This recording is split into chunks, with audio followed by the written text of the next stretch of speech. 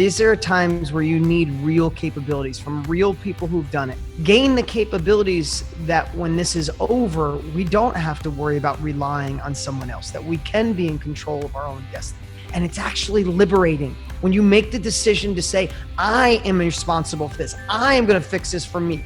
Industries are exploding, but you got to know which ones they are. You're either planting a crop and you get to harvest in the fall, or fall comes and you starve because you sat around staring at the ground hoping that just stuff would grow. There is an experience or a skill that you have that other people want right now more than ever. And that's the knowledge industry.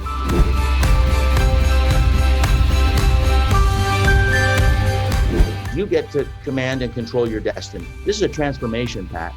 This is caterpillar to butterfly transformation. You're in the cocoon right now. You don't give up, you just adapt. And by adapting, now you learn a whole new way of getting out of that cocoon and flying. You are not as good as you think you are. You're better.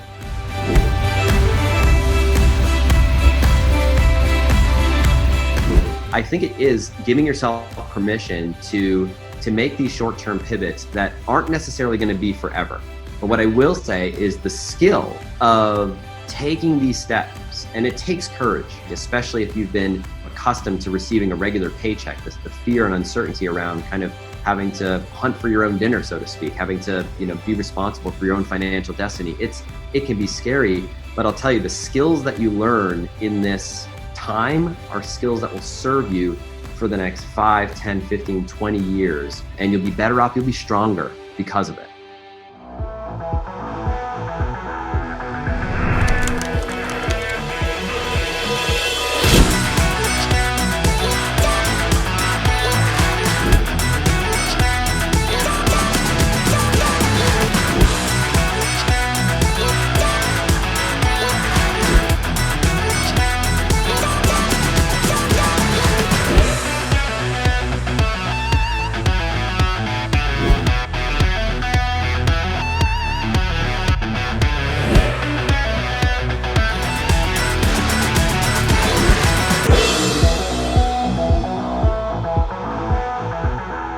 Welcome to episode 1 of PayCheck Solutions. I'm extraordinarily excited to bring this information to you. There's a lot of purpose and passion that went into this project. I don't have to tell you the dire situation that exists for tens and tens of millions of people. They were employed, they were receiving an income from a paycheck or maybe even as a contractor directly from the people that used to pay them, and suddenly it's gone. Stopgap measures by the government to try to say, can we fill in some blanks here and maybe let people carry for a while? Here's what I know. A lot of those jobs aren't coming back. What do you do? There's got to be a solution to the situation. And the good news is there's not a solution. There's dozens of solutions. As a matter of fact, what I do know is that there are people who are right now pivoting. They're finding a way to make money for themselves and to make that predictable and to actually make more money than they used to. In this series, we interview dozens of experts with many facets of ideas that are going to be applicable to you. And I want you to lean in, to pay attention, to learn about this. Your future can actually be much brighter than the past. That is our desire. That's our purpose. That's why we created this. There are a lot of people that you know that maybe don't know about this series. It's a free series. Please share it with them. Send them the link. Let them come and let them watch it also. This series is something that we hope millions of people can watch, learn from, and get put on a new and better path for their financial and economic future. It's very simple for you to make a couple of clicks and share this information. That's why we created it. So thank you if you'll support us in our purpose to get this out in the world so that we can be a solution for many people, the Paycheck Solution. Well, episode 1 is coming up right now, so let's jump in.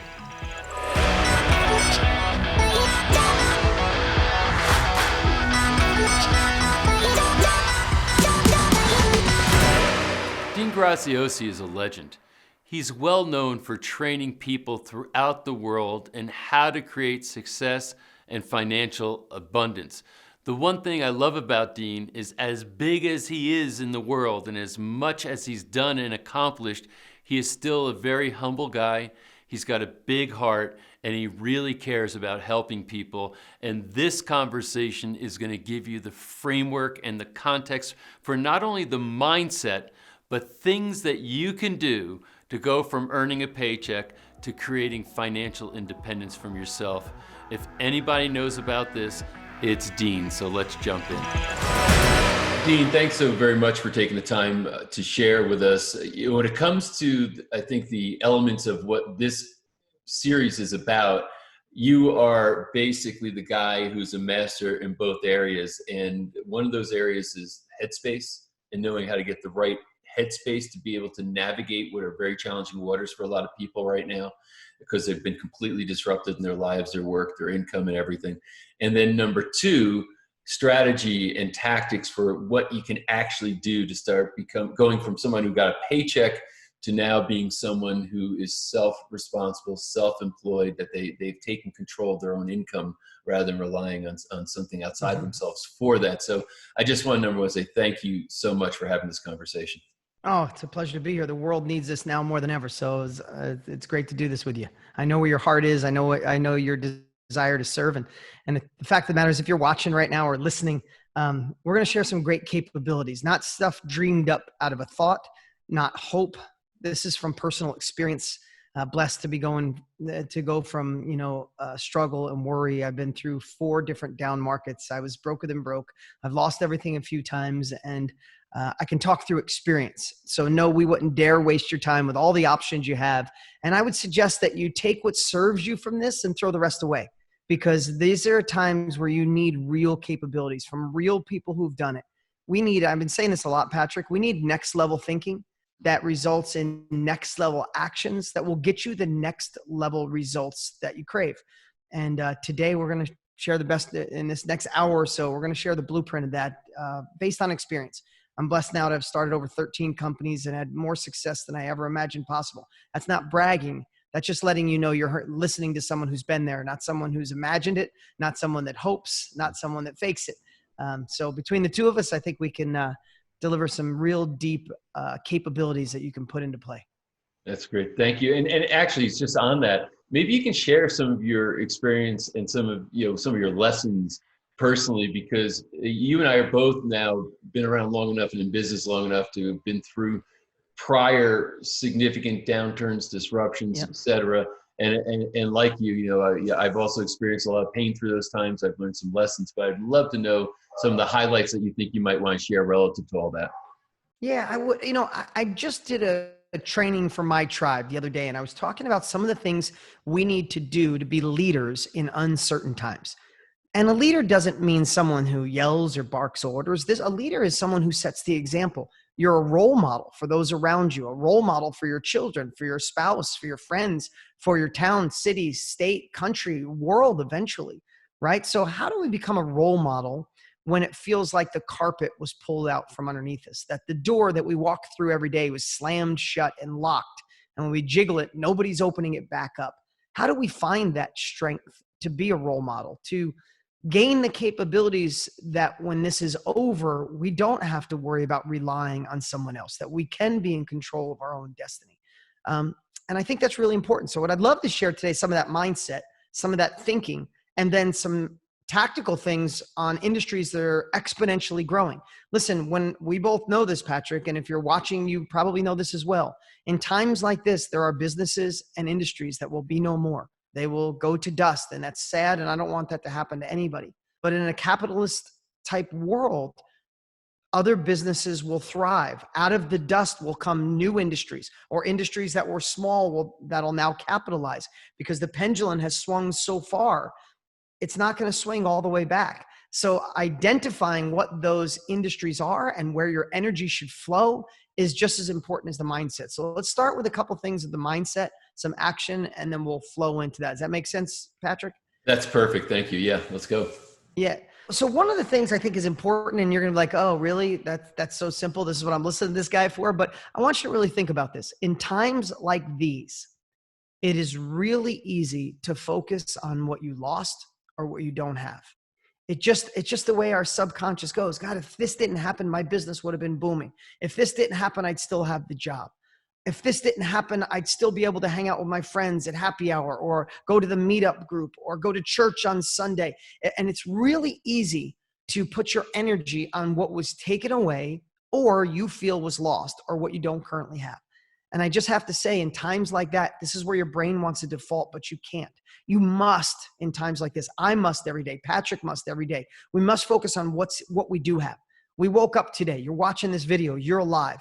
You could fight another day. You're smart enough to be gaining capabilities. You're smart enough to be an investigative reporter to see what are the industries that are going to thrive. You're smart enough to know that when one door closes, there are other open doors, but you have to be brave enough to go down those halls to open those doors. If you let fear and focus on what you don't have, you will stand at the closed door and you will jiggle the doorknob for the next 3 to 6 months. And when this world opens back up and it starts evolving again, you will be more left behind, more feeling fear than even now, because you'll feel like the world is passing you by. So we must find a way to focus on what we currently have right now. It's like, okay, maybe your toolbox, people poached your toolbox and not all the tools are there, but you still got a shovel and a pick and a hammer. What can we do with that? And I want you to think about that as I go into the second piece. The second piece is focusing on what you can do, not your past. And this is really important because I know this happens to my brain and I hear it with everybody, Patrick. Your brain defaults on regrets of the things you should have done to be more prepared for right now. I have people saying, high level friends are saying, oh my God, I shouldn't have bought a plane. Why the hell did I buy a plane now? With the economy turning, I'm screwed. Why did I get the new building? Why did I buy the bigger house? I also have friends I went to high school with that make $42,000 a year. And they're like, why didn't I save more? Why did I blow all that money last vacation? I was going to start the digital business. I was going to be I was going to do that online thing and I didn't start it. Now it's too late. Your brain defaults on regrets and what you didn't do. Here's what I want to ask you. Can that fix anything right now? We need to be freaking warriors. I'm going to tell you something right now. No one is coming to save us. No Prince Charming's coming to save us. No bailout's going to put a bunch of money in your pocket. I hope it does, but it's not going to be enough to change your life. No rich uncle or aunt is going to fix it. No president is going to fix it. And it's actually liberating when you make the decision to say, I am responsible for this. I am going to fix this for me. I'm going to fix this for my family. It is on me. Like, I don't know about you, Patrick, but when I just got goosebumps. When I say to myself, it's on me. The world changed. I can't fix COVID-19. Mm-hmm. I can't fix what the president, the government, I can't fix that our governor just came on and said, we're doing another 2 weeks of shutdown and it might be another 2 weeks or a month after that. I can't control that, but I can control what I do today. Mm-hmm. So if we think about the past regrets of what we missed, it stops us from taking the actions. And this is the part that if you got a pen in hand right now, write this down. We need to take the actions today that we can control. What can you do today to start shifting your thoughts? What can you focus on today to gain momentum? What can you do today to soothe the pain of fear? How can you stop watching the news? Stop binging on Netflix? What capabilities can you download? What actions can you take? Can you register the URL? Can you start learning about online marketing? Can you start seeing the strategies for the digital economy that's exploding right now? 2/3 of the world is home. Industries are exploding, but you got to know which ones they are. But you can't do that looking backwards. You heard that saying, you can't drive your car looking in the rear view mirror, but most people are. And they wonder why they run into stuff, right? So focusing on what you have rather than what you don't or what you lost, focusing on what actions you could take that can move the needle. And just really be obsessively analytical of the decisions and the actions you're taking. Listen, most of us have prayed and wished for more time in our life. I'd finish the course if I had more time. I'd finish reading that book. I'd finish writing that book. I would create that course. I would create a mastermind. I'd create a workshop. I'd do something online if I had more time. Guess what? Your wish was granted. Most of us have more time, but what you're doing with that time now is the seeds that you're planting or not planting for 3, 6, 12 months from now. You're either planting a crop and you get to harvest in the fall, or fall comes and you starve because you sat around staring at the ground hoping that just stuff would grow. And if we look at it through those eyes, things start to shift. Now, in times like this, people will say to me, Patrick, Dean, if you had to start over, what would you do? I don't know if you get that, but I get that all the time from people. And I know that means one of two things. People think, I'm desolate. I've been decimated. I have to start over. Or I don't trust my industry. I don't trust my boss. I don't trust what I was doing. I need to start over to build security. Everybody watching or listening right now, you fit in one of those two categories. Absolutely. But here's the thing that we can do to mess with ourselves. When we talk about starting over, we convince our brains that we're actually starting over. Listen, all of you are already on third base. I don't care what you say. I don't care what obstacles you have. I don't care if you're broker than broke. You don't have one thing of resources. You know what you have? You have life experience. You have wisdom. You know how to communicate. You know how to persuade. You know Excel spreadsheets. You know how to network and meet new people. You know how to do something in your career that's valuable. You've had life. You've navigated new territory. You're already on third base because you have internal resourcefulness. You might not have resources, but how's that work out for people who hit lotto? Resources never are the end answer. Resourcefulness is. So if you tell yourself, I need to start over, God, rather than saying, I'm going to start over, but I'm going to reinvent myself. I'm going to shift my capabilities, my knowledge, my wisdom into an area that can be self-sustaining, self-sufficient, and in an industry that's going to exponentially grow. If you can shift that mind, it doesn't feel like you're starting at home base hoping to get a hit. You're already on third. We just got to readjust. And I think if we look at it through those eyes, focus on what we have, not what we lost or we don't have. Focus on what actions we could take this moment that move the needle in our lives. We could focus on that one door closed, but down one of those other hallways is our whole next level of life.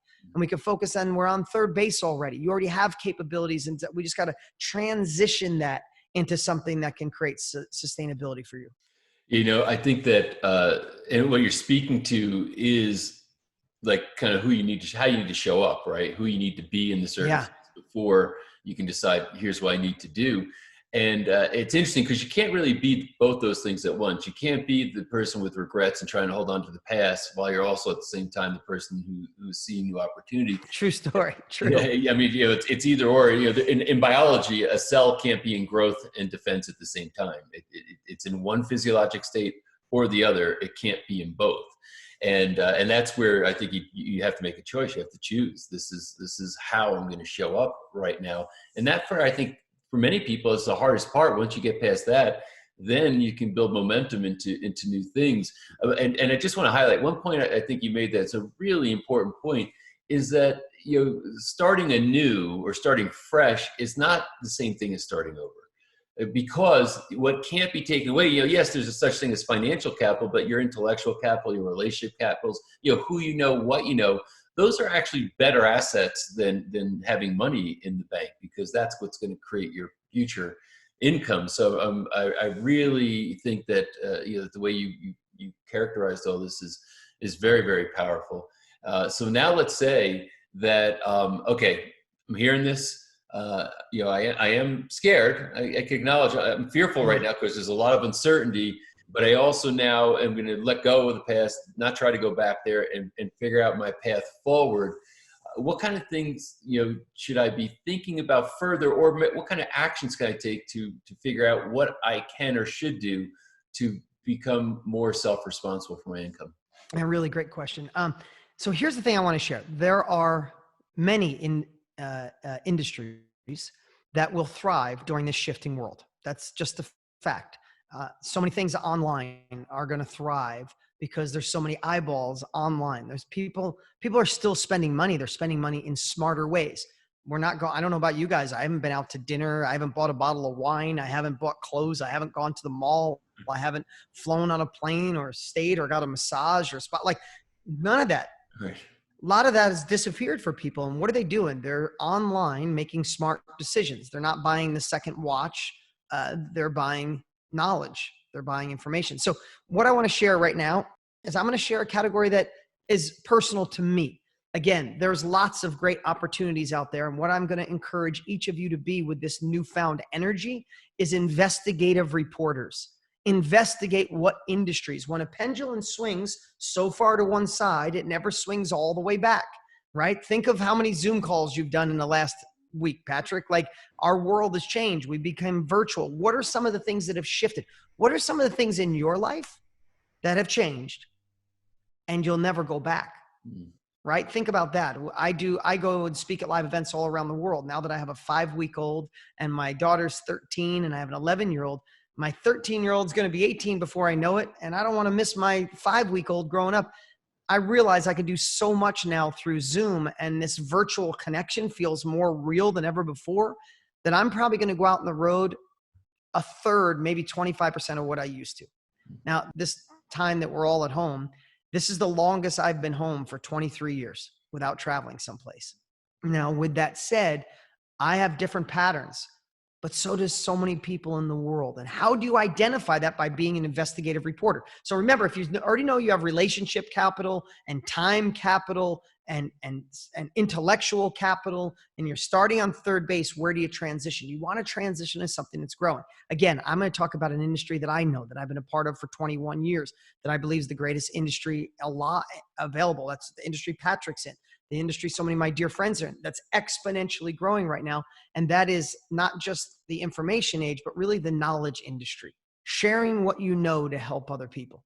Now, you might not believe this when you first hear it, but I promise you there is a skill, a hobby, a passion, an expertise, an experience you've had, a mess that you went through that could be your message. And I'll talk more about that in a moment.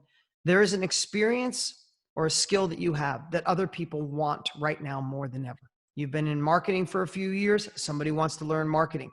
The world has shifted that they would much rather learn from you and your real life experience rather than going back to school or trying to figure it out on their own. That's the knowledge industry. When people say, what is the knowledge industry? Think about this. If you're listening or watching right now, really think about this. What would it be worth to you right now if you could go back and spend a day online in Zoom with your 20-year-old self? Just think right now, you get a whole day to spend with your 20-year-old self, and you had 2 days to prepare. You talk about personal, you talk about business, talk about life, talk about emotions, what you think about, what areas will boom, you'd get strategical, tactical, and emotional. You'd have all these different things flying all over.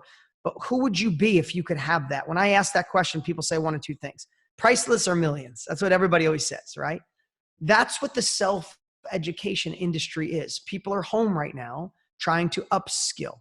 People are home trying to expand. People are at home wanting to do fun things, finally learn piano, finally learn how to organize their closets, fix their relationship, get in better shape, eat vegan, be a better mom, be a better dad. This is my industry. So we've identified, just with the people my partner and I, Tony Robbins, work with, 4,500 different niches. We have people teaching art from home. We have a mom whose son had eczema and she hated him being on steroids, so she cured it naturally. Now she's teaching parents how to cure their kids naturally from eczema. A woman who went through a divorce and it was ugly, hurting the kids. One day she woke up and said, that's over. She created a framework to build a relationship with her ex and put her kids centered. Now she's doing Zoom training. It's her entire living from home, teaching parents who are divorcing how to make it a child-centered divorce. That mess became her message. The other woman with eczema was an obsessive study. She became the reporter, shared it with other people, and that's how she's making money. But it's anything you could possibly imagine, from personal growth to a gentleman I met is a mid-level manager. Now he's teaching people how to be better mid-level managers. Wherever you are in your life with an experience, a habit, a hobby, a passion, or that mess that you went through, somebody's starting off on day one. And they can either go through all the trials and tribulations you did. They can try to go back to school, but we all know traditional education is failing people at a rate like never before in history. They want to learn from you. And that's the knowledge industry. And before this happened, Forbes said it was heading towards a $1 billion a day industry. So I'm an investigative reporter. I'm always looking what's next. And now that the world has shifted, I think it'll get there in twice the speed. That's my judgment. But I'm watching the self-education industry explode for two reasons. People want to upskill. They want to know what you know when it comes to business and life. But they also want to, they're home with time. They also want to fix the relationship. They also want to learn how to paint. My daughter, and just think how the world's shifting, Patrick. My daughter, who's in 7th grade, loves art. I said, why don't you take an art class? You have more things. You have more time now. She's getting done with her homework or schoolwork at 12 o'clock every day. I'm like, take an art class. I didn't have to say anything else. My 13-year-old daughter didn't say, oh, the local college is doing stuff, or she didn't try to look into the yellow pages or Google if there was a place with art classes. My daughter went on YouTube, did a search, found a woman in the Midwest who has artwork that she likes and she signed up for a class. She's not a teacher. She's not a college professor. She's someone who is good at art and likes to teach it. My daughter said, "Hey Dad, can I pay for this? Can I do?" I'm like, absolutely, great.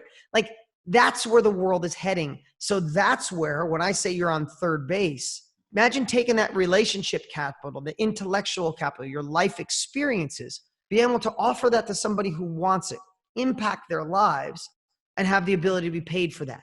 And that's what I've been an advocate for. That's been Tony's industry, my partner for 40 plus years, mine for 20 plus years. And we love helping people. And Patrick, I'll go as deep as you want on that. I just really wanted to awaken people to industry, because right now, even, most people I know, it's like everything's dead. Nobody's buying. No industries are thriving. And I'm like, it's absolutely not true. I have dear friends right now, their businesses are exponentially greater than they were just 6 weeks ago, because they're in an industry where people are now pointing to, right? And one of the biggest questions people get is, I don't really think I'm good at anything. So I'll go deep and give people an exercise on how to identify that. Whatever you think from that point, Patrick, I just want to awaken people to the opportunities that are out there. I love this. I hold a premise. I just want to see if you agree with this, that everybody's got some strength. They've got something they're good at. Something. I don't think anybody's born with no cards that they've been dealt. They're dealt something. And in that hand is at least one good card. So do you feel like everybody's got something to offer? I do. But only because, in what Tony and I teach, we have 35,000 members in 150 countries. And so many of them didn't think they had anything to teach. And I'm watching them just come to life and teaching. Some people are the reporters of other people's expertise. Mm-hmm. The mom. She didn't go to school for eczema to be a doctor. She just obsessed and geeked out on other people's information. When the doctor said, "No, your son needs to be on steroids," she wouldn't accept that. She went so obsessively, she found the recipe to do it. Now she's helping other moms. She didn't think she had an expertise. The woman, I'm just going back to the people I already shared with you, but the woman who went through a divorce, when she started working with Tony and I, she's like, "I just have a coach's heart," but I thought to myself, I got nothing to share with the world. Until she was awakened to the fact that she did divorce better than most people and her kids are thriving because of the decision she made. Now she's helping other people. So sometimes it's your skill. It's your expertise. We have accountants that were accountants for 18 years. Now they're helping new accountants go faster and quicker. We have people that, do hair extensions or are barbers or artists or do e-commerce. Like every niche you could possibly imagine. This one woman does events with painting with wolves. Like, the craziest things you could ever imagine. So I believe we all have something to share, but when we don't, there's always a niche where we love and we could obsess and be the reporter of knowledge until we become the expert. I always love using Tony's example, his book, Money, Master the Game. It's one of the best-selling financial books of all time. Tony's not the financial guy. He just went around and interviewed the top financial people, correlated their information, and produced a great book. He's the reporter of their information. But guess what? After 2 years of interviewing all those people, you could talk to Tony. He's the greatest expert on finances you could ever imagine because he became a part of it. I'm sure you do that when you do a great movie. You go in with a desire to help in that category. By the time you're done interviewing everybody, you're the expert. I could go through all your last movies, I bet, and ask you, and you know as much, if not more, than the greatest expert because you interview the experts. Is that true? It's 100% true. And in the clinical world, where I used to live with my businesses, you have researchers. So those are the scientists who are experts who really, have labs and they do research in a specific subject, et cetera. But then the other type of people you have that I've always learned much more from, what they call lit searchers or literature searchers. These are the people who take a subject and study all the scientists that are doing research and then assemble it into a literature search.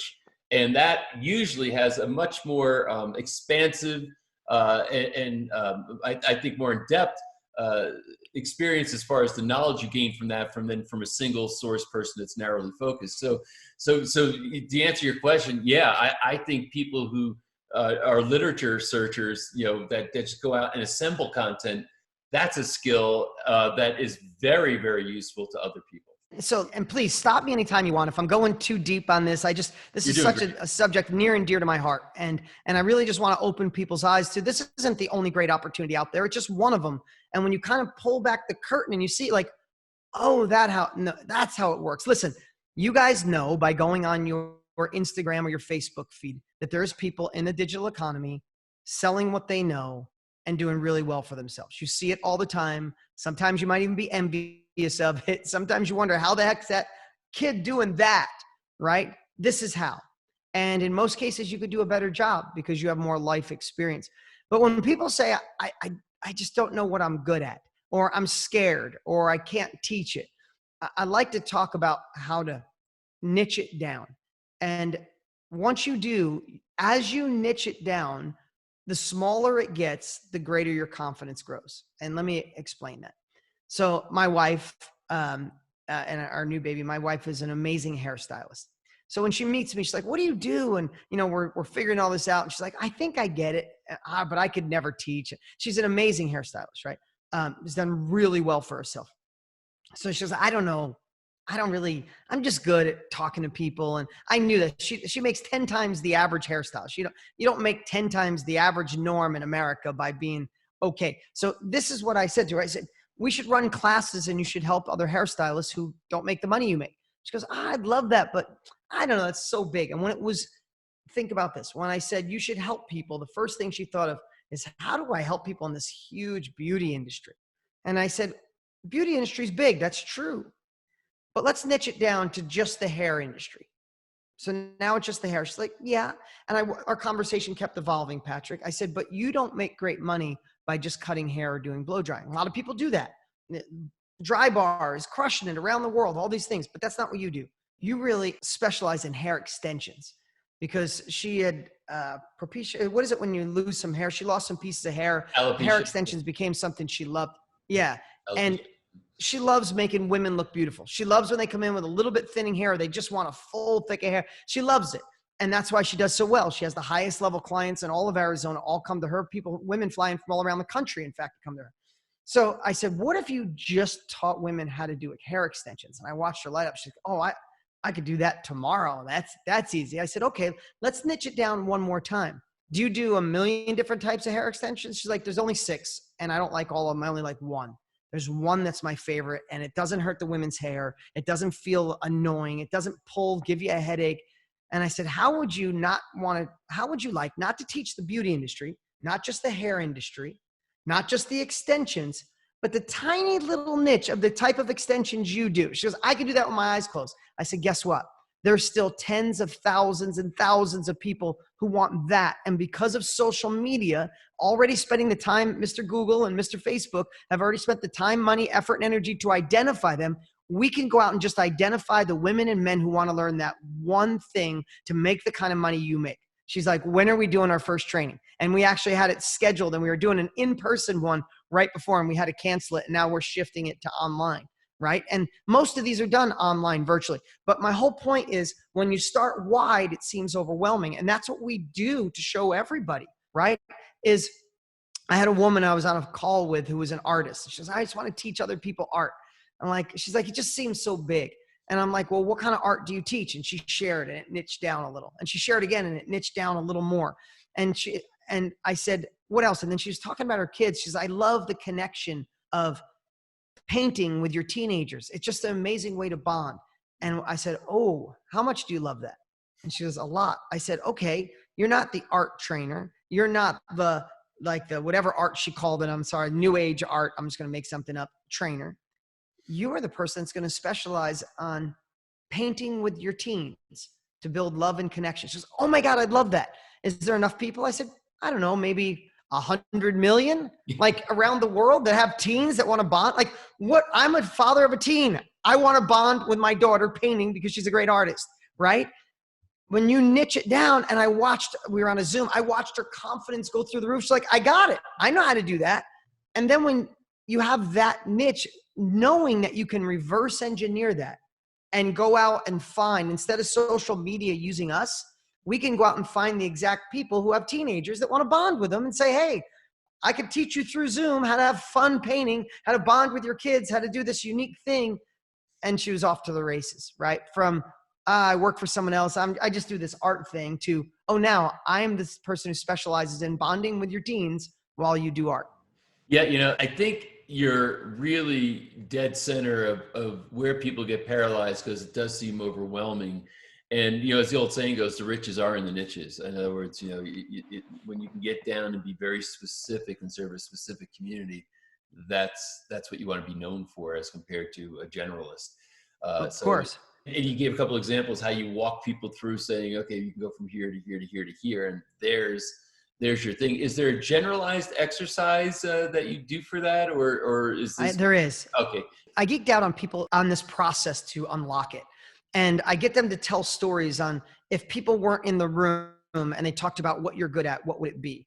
The last time you had a difficult situation in your career or the thing you're thinking about, how did you handle it? How did you solve it? What's your biggest win? How did you, actually, Tony and I geeked out about this, and we came up with like 7 different questions.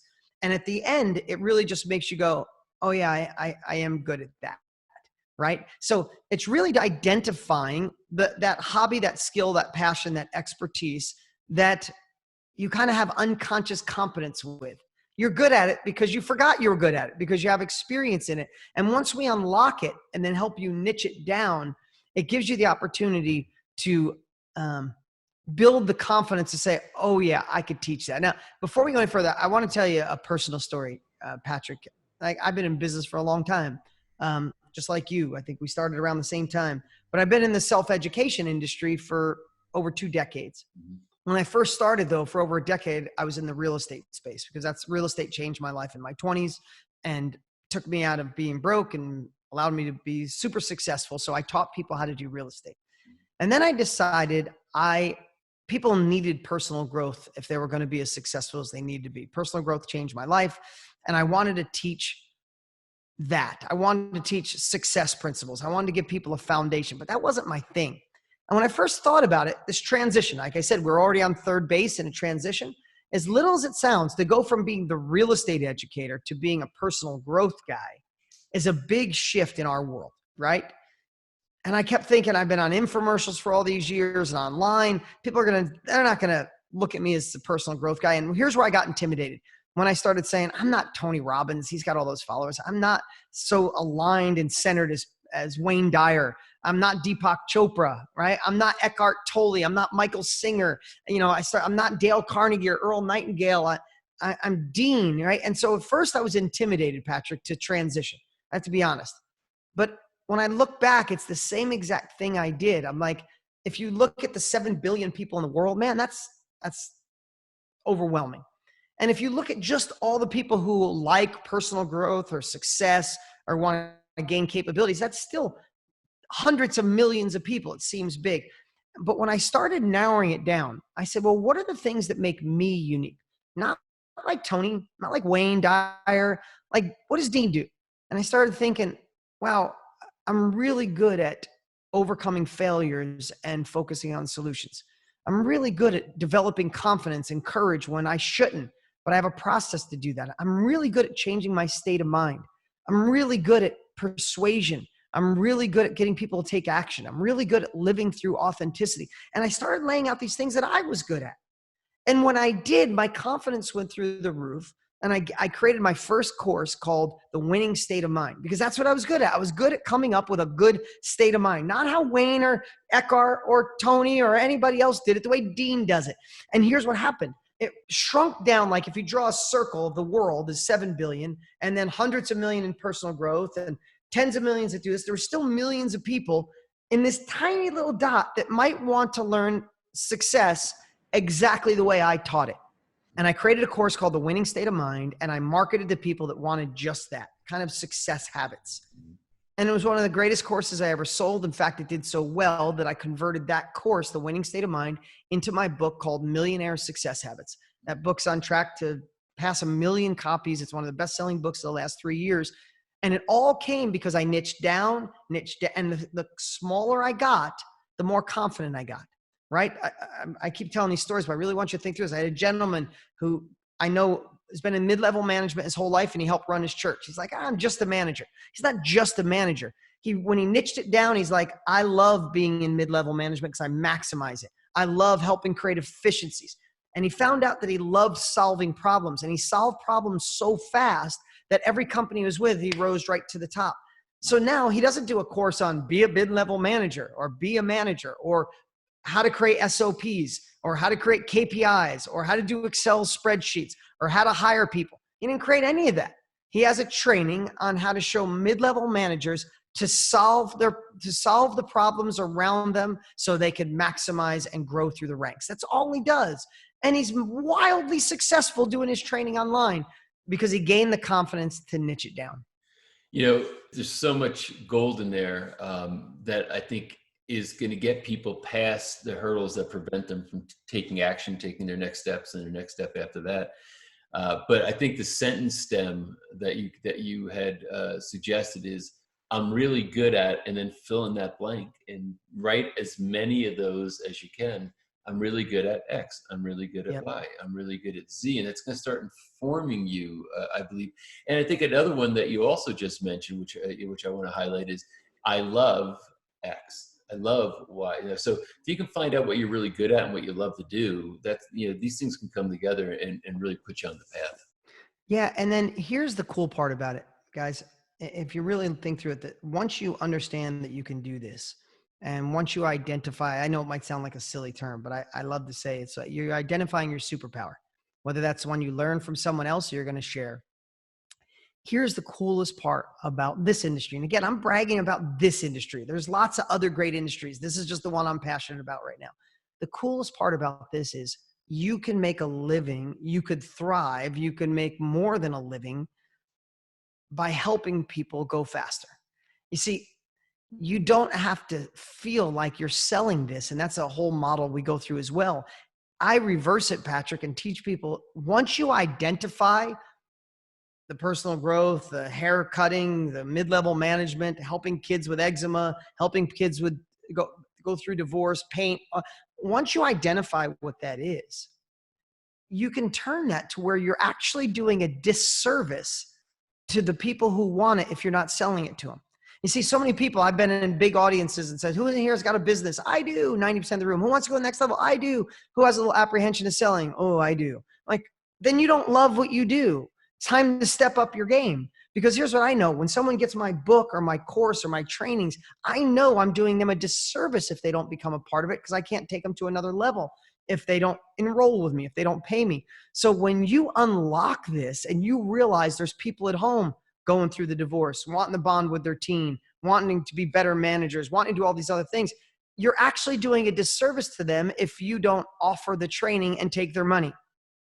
And when you look at it through those eyes and allowing social media to identify those people and put a message in front of them that they've been looking for anyway, and you have the ability to charge them, impact their lives through this same technology we're using right now, Zoom, whether that's 1 to 2 people or 1 to 200 people, when you have that opportunity to do this from home, it allows you to make impact on their lives, do something meaningful while simultaneously entering an industry heading towards $1 billion a day.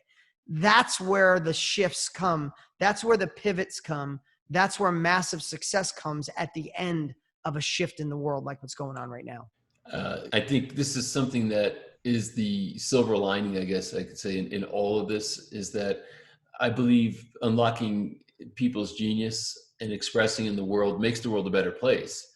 So when people start to lament, oh, well, you know, it's never going to be like it was, that could be a really good thing. You know, you started to talk about how the effects of this pandemic is changing what your life is going to be moving forward, and for the better. It was a reset. It was time to step back and reflect.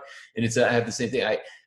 This is the most I've been home in a row without travel for well over 20 years. You know, I've never been home this much. Yeah. And it's been a real blessing in so many ways. And it's going to inform and change what my life is going to be like when we come out of at least the isolation that's being enforced right now. So what excites me about what you said, if I could just recap it in a moment, is number one, the knowledge industry was already on a trajectory to be huge, you know, $1 billion a day, and now rocket fuel is being put on that. Secondly, the idea of distance, like normally, and you've been in our docuseries, you know, we got film crews and there's travel and there's all this stuff. And that doesn't mean that we're going to stop doing that. There's still a place for that in our future.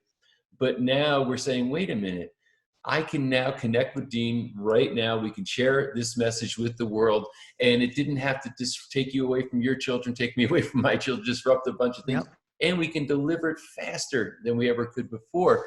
So I really think that the knowledge industry is not only great for the individuals who now make the move to say that I can earn my living doing that, but I also believe that now the world is a better place because of the content that's available to it, because it could be delivered quickly, it could be delivered cheaply. Everybody wins. It's the ultimate win-win-win. So I'm excited about this. I know that you put so much time and effort into this. I know that you and Tony work on KBB, so Knowledge Business Blueprint, and we'll be letting people know about all of that after the series. But the first thing I just want them to know is to start to dream about and maybe even make some decisions about what's possible for them right now. Yeah, no, it's great. It's great to know. And remember, in life, things are only confusing when you don't have access to the capabilities on how to figure it out. If this sounds like, wow, that sounded amazing, Dean and Patrick, but I could never figure that, it's only because you don't have the roadmap or the blueprint. I don't know about you guys. I don't know about you, Patrick, but when I took my daughter home 13 and a half years ago, I looked in the rearview mirror like, oh, what do I do now? Right? Because I didn't know and I was nervous. But within 6 months, I was a confident, capable father because I read books, asked people, got the blueprint, and I love being a parent. But that's how it is with everything. Riding your first bike, taking your first steps, starting your first company, being involved in your first relationship. It's only scary and fearful when you're on the outside and don't have the steps, the blueprint, and the capabilities. Once you have the opportunity to learn that from somebody who's already been there, then you realize I am on third base. I could just transition.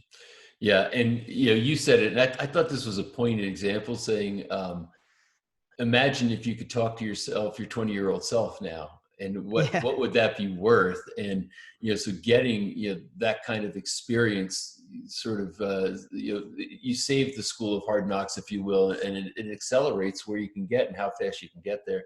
So I'm really excited about what you're doing in the world right now, the impact you're having. I think you're liberating people. It's really, and it doesn't just liberate, like I said, there's two sides to the equation. You're liberating not only the person who said, I'm out of a job, but now I can start something new, and maybe I'll have more passion about this new thing I can do because I do know something, I do have some knowledge, and I'd like to share it. But then look at the person who receives it, right? Yeah, exactly. I mean, and like just even your own examples, when you talk about the kid who didn't get steroids because the mother took a stand and said, I don't want to give my kid steroids for his eczema. I have to find a better way. But now, not only did she save her kid from steroids, which is pretty horrible. She's saving kids all around the world. Around the world. And so that's adding value in the world in a spectacular way. Everybody wins. So well, Patrick, I appreciate it because you're always heart-centered, but now you probably have a little glimpse of why Tony and I are super busy. He's the only guy I know busier than me, and why we did this and in the first place, because we know this is legacy time. If we can help teach the teachers, our legacy lives on forever, right? Every time we get someone to gain the confidence and the capabilities to say, I'm going to share what I know, how many lives do they impact? And how many of the lives do they impact are nicer with their family, fix the relationship, more revenue comes in. It's exponential. So you kind of got a glimpse behind why we're so passionate about this. I certainly do. And all I could say is I admire you, and I so love and respect what you're doing in the world. I know that it's already having massive impact, and you're literally just getting started. This thing is going to blow up even bigger. Well, dude, I feel the same way about you, and I love the movies you make. I love the impact you make. You have a pulse of what the world needs, and you deliver it at the right time, man. So just keep up the good work, and I'm always here to support you. And everybody listening, thanks for spending time with us today. I hope we opened your eyes to just what's out there, and that it's not hopeless. In fact, there's some amazing opportunities, but just remember, focus on what you have, not what you lost. Focus on what you could do today, not what you missed in the past. Be an investigative reporter. Don't give up. Find some time each day to be in flow state. That could be anything, but really flow state's one word, but you say be in an innovative space or be in a creative space. Find an hour a day, hide in a corner, take a walk, put on music, put earbuds in, do whatever it takes and find a day to think about your tomorrow. Because in times like this, we can obsess on what's going wrong, when is things going to open, when it's going to shift. When you can put your focus on where you could go and get in that flow state, this is when innovation comes, when your back's against the wall. So this could be some of your biggest breakthroughs of your life. Well, that was so beautiful, well stated. I'm going to leave it at that. Dean, thank you so very, very much. And thank you for tuning in.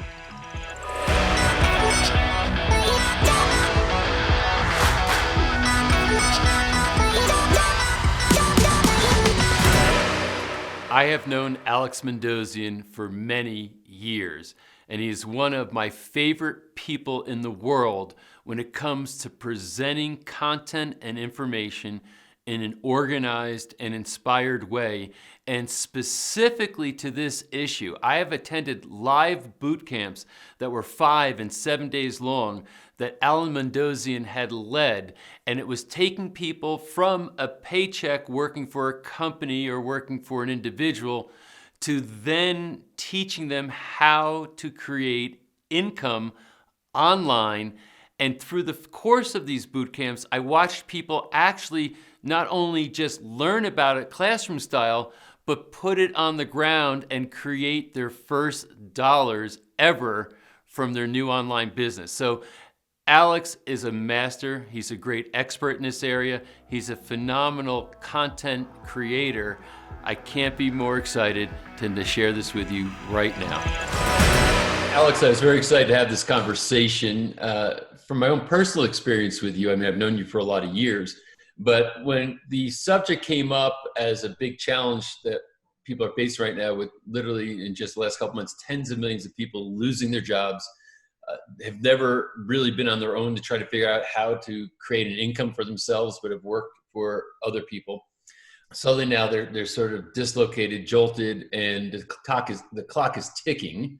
They have to make something happen because we know a lot of those jobs aren't coming back. What we see is that, or what I've seen when witnessing you, is you've run like 5-day boot camps with people who've never made a dollar, let's say, marketing anything online. They bring their computers, they come to your thing, and they go through a process for 5 days. And at the end of those 5 days, they've at least got their first sale, from zero to the first sale, which I find to be extraordinary. I don't want people to start thinking, oh, I only need a week. I mean, it's not that simple. But I know that you have special expertise in this area, and you've done it worldwide. So let me just say thank you, number one, for doing this. And number two, tell me how you're seeing things right now for people, what your context is for what you're seeing.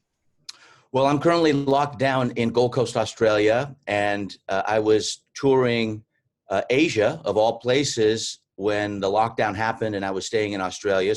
So I'm in a hotel room. I happen to own 2 rooms that are adjoining, so I'm actually getting paid to stay here. So I'll remind you as you're watching, if you're structurally unemployed, which is the target audience we go after at Marketing Online, and those transitions of working in a business to working both in and on your own business, and give yourself a pay raise, hopefully every month, even if you start lower than where you are right now. I know it's scary, but that's where I've been most of my life, is there. And I know, Pat, you have it as well.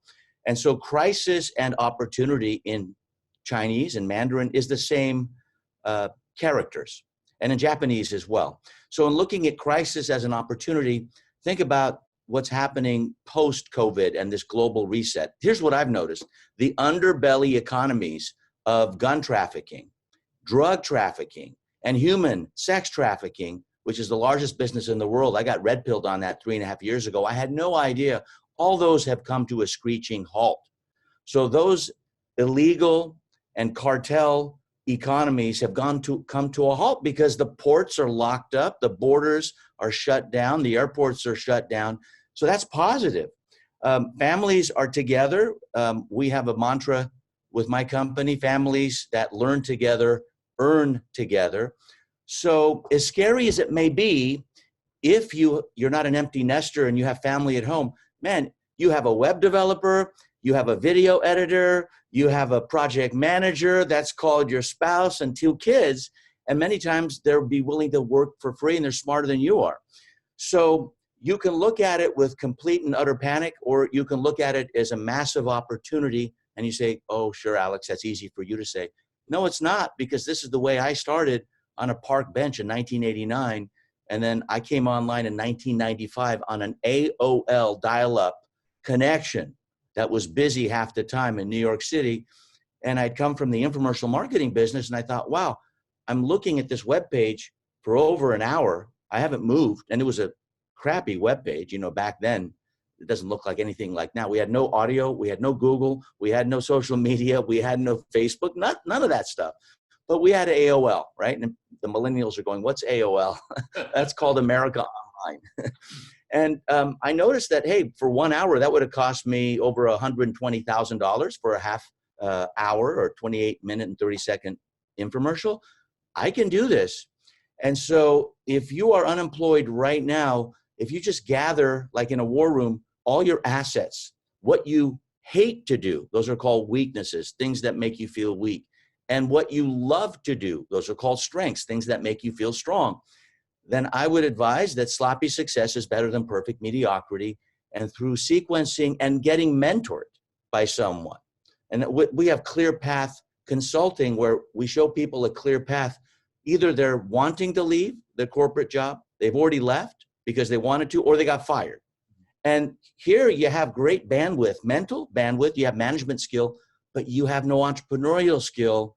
And most of those folks, men and women, feel banished from the walls of the city that they were from, and they feel jaded. Maybe there was a toxic culture, nepotism, or just they had to be downsized. So right now we're forced into it. And in this global reset, I believe the education system is going to change. My kids are getting straight A's, studying from home in their pajamas. They love it. Parents aren't in traffic, cursing other people, cutting them off. I'm not going to Whole Foods with someone flipping me the finger because I took their parking space. They're supposed to be so evolved over there. So I'm doing takeout, and it's an amazing time to live. I have my own opinion of what's really going on with this global reset and what the cause of it is, but that would be a political documentary. For right now, if you're structurally unemployed, you were never safe to begin with, and this is just cutting the umbilical cord to the inevitable anyway. Easy for me to say, but it's a great pathway for you. And just keep watching and listening, because we're going to talk a lot about what you can do. That's a great overview. You said something I think I really hope sinks in. You were not safe to begin with. And that, I think, was this false sense of safety. Because what's typical, you work as an employee or maybe even a contractor, but you're working for one company. And you had a steady paycheck coming in every other week or however often you were paid. Maybe you had your retirement account, you're saving some money, you have regular little raises and so on. And that feels very safe.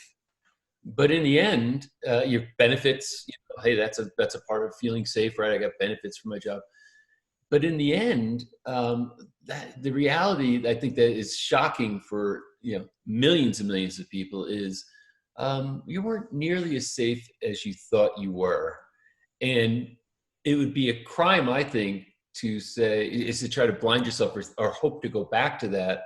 I think it's really understanding true safety is when you have domain over responsibility for your own income. So you studied headspace like very few people I know. Can we just talk about some of the headspace of going from, wow, my entire view of reality just got shattered, and I have some fear and panic setting in because of uncertainty, especially uncertainty of income, and now I have to figure out how am I going to shift and move toward a future where I'm going to become self-responsible? Well, I will start by uttering a 9-word sentence by one of my marketing mentors, and you've met him, Roy H. Williams out of Austin, Texas, and the Wizard of Ads. And he says, the risk of insult is the price of clarity. So if this may sound offensive, then I would consider it a psychological projection, because it's true whether you want to believe it or not. And that is, you were never safe with your paycheck being in the hands of someone else. Because ultimately, we're not in the business to business world, or business to consumer, or business to government, even business to patient. We call that B2P. We're in the world where one of my former students, who was working for someone, a financial services guy out of Austin, he called me up after purchasing one of my first courses called Market with Postcards. And it was in 2002. And he was a young kid. And his boss didn't even know he purchased the course. And he was taking me up on one of the free consultations that was in the jacket. And I sold, there was a 3-ring binder. If you're a millennial, we had 3-ring binders and CDs and cassette tapes back in the day. That was called Thump Value. And this was 4-color, and I spent a lot of money on it. It wasn't just double-spaced transcripts. And it was quite successful. I made 5 figures month after month, getting less than 50 visitors to the website a day. I've since retired it, but I think I have one as an artifact. Anyway, this gentleman called me, and his name is Ryan. And he took me up on not just 1, but 2 free consultations. Now, I had sold over 7,000 of those courses. There were potentially 14,000 half-an-hour free consultations, and only a dozen people called me, and only one of the dozen wanted 2 of them. And that was Ryan Deiss, CEO of Digital Marketer. And he embodies all the core values that I think you embody with this series. I mean, I looked at self-reliance, leadership, and relationships, as in relationship capital. Ryan Deiss was working for someone. He met his wife in college. I know the whole story. He's a good friend of mine. He's spoken for me at a mastermind at Wizard Academy. He hooks up with Perry Belcher because he took him out of a pinch. He's a loyal guy. He's a great dad, a great father. That's relationship. But what about leadership? Well, Perry and Ryan build this thing called Digital Marketer, and then Roland Fraser comes along and teaches them how to scale it. Now they're from like the childhood dream thing to now there's this big business, and they have traffic and conversion annually where there's tens of thousands attending. But self-reliance is Ryan took the plunge. Now he's my teacher. Mm-hmm. You know, Pat, I'm going to say it's annoying, but it's also a blessing. I tell all my students, I want you to be bigger, better, and wealthier. And nothing is more annoying than when it actually happens. You know, so in digital marketing, it's possible. But no matter what situation you're in, the self-reliance and the leadership and your relationships, know that you're in the H2H business. And that's what Ryan once reminded me at my own event. H2H, you're in the H2H business. And so someone had to sign your check, and that check was about a relationship. And if the CEO or your higher up, whether manager or maybe someone who was competing for your job, if they didn't like you, you're gone. And you can name whatever you want to name, but you don't have the self-reliance capability because you're in a job. So now you've been forced into it. And it's like a mother eagle who starts taking the feathers out of the big nest. Those nests are huge. They're way up, like 2,000 feet up in the cliffs, if you've ever seen it. And she starts taking out all the feathers because it's no longer comfortable for the little, eagle chicks. And then she throws the chicks out one by one. And they go, wah! And then she swoons down, grabs them, brings them back up. They go, okay, you're going to die if you don't start fluttering, okay? So let's try that again. Drops, wah! And then swoons. Listen, I'm going to tell you one last time. I want you to start fluttering your flaps. So the eagle, the baby chick eagle goes about 1,000 feet. I've done free fall, man. It's pretty wild. Oh. And then like that, right? So you'll forgive. The risk of insult is the price of clarity, but I want to dramatize that you were never safe, in my opinion. I'm unemployable, so I don't have a choice. I have to work for myself. And now you're there, and you have that self-reliance and the leadership capability and the relationship capital to either go into consulting, coaching, find a mentor so that you know the path you want to go, and you have a family, hopefully, to earn together with, like my family's doing. And my kids now are working with me during this lockdown because they don't have all the distractions they had before. And I get text messages back faster with them not driving, and they spend less on gas, and they're saving more money. So you have less opportunity to spend money. I know I am. And so take that money and put it aside and learn as much as you can while you have the lockdown capabilities of doing it and taking off. And just like anyone who wants to sing or wants to be a coach or wants to trade in stock, you have a family and friends launch where you're just kind of testing stuff out. Let them give you some brutal and ruthless, compassionate feedback. And you go, okay, well, I'll improve. And you go from literacy to hopefully fluency, where you have an internal launch with expanded friends and family and people that you know, colleagues, and then they give you some brutal feedback. And then you become the zone of mastery where you're really good at it. And it could take a year, it could take 10 years, but literacy, fluency, mastery, that's like knowing 500 words in a language, 2,000 words in a language is literacy, and then 10,000 words is mastery. I think mastery is overrated. Why be a virtuoso? Just be fluent at a few things and then outsource your weaknesses. Otherwise, you'll be strong at a bunch of weaknesses, and you can do it if you just design that path. The only thing worse than going the wrong direction is going in the wrong direction enthusiastically. So some of the counterintuitive ways, I think, is think big, but act small. And that's called testing. A lot of people think small and they act big, and they lose their nest egg testing on the first thing, and whatever that first thing could be. So I don't think you should be afraid of a goal or a mission that's too big and not hit it. I think you should be terrified of a mission or goal that's too small and you achieve it. So this is a reset. This is a reset opportunity where the underbelly economies of gun trafficking, drug trafficking, and human sex trafficking has stopped because the borders are locked down, the ports are locked down. So the cartels are all losing money. So there's more money circulating for us. And we're coming out of other, sovereign nations. I think it's a great opportunity for us to celebrate the opportunity of entrepreneurship. That's the way it is in the third world. In the third world, the Patels run inns, and they're innkeepers, right? And other traditional ethnicities, like in New York City, Vietnamese run dry cleaning, right?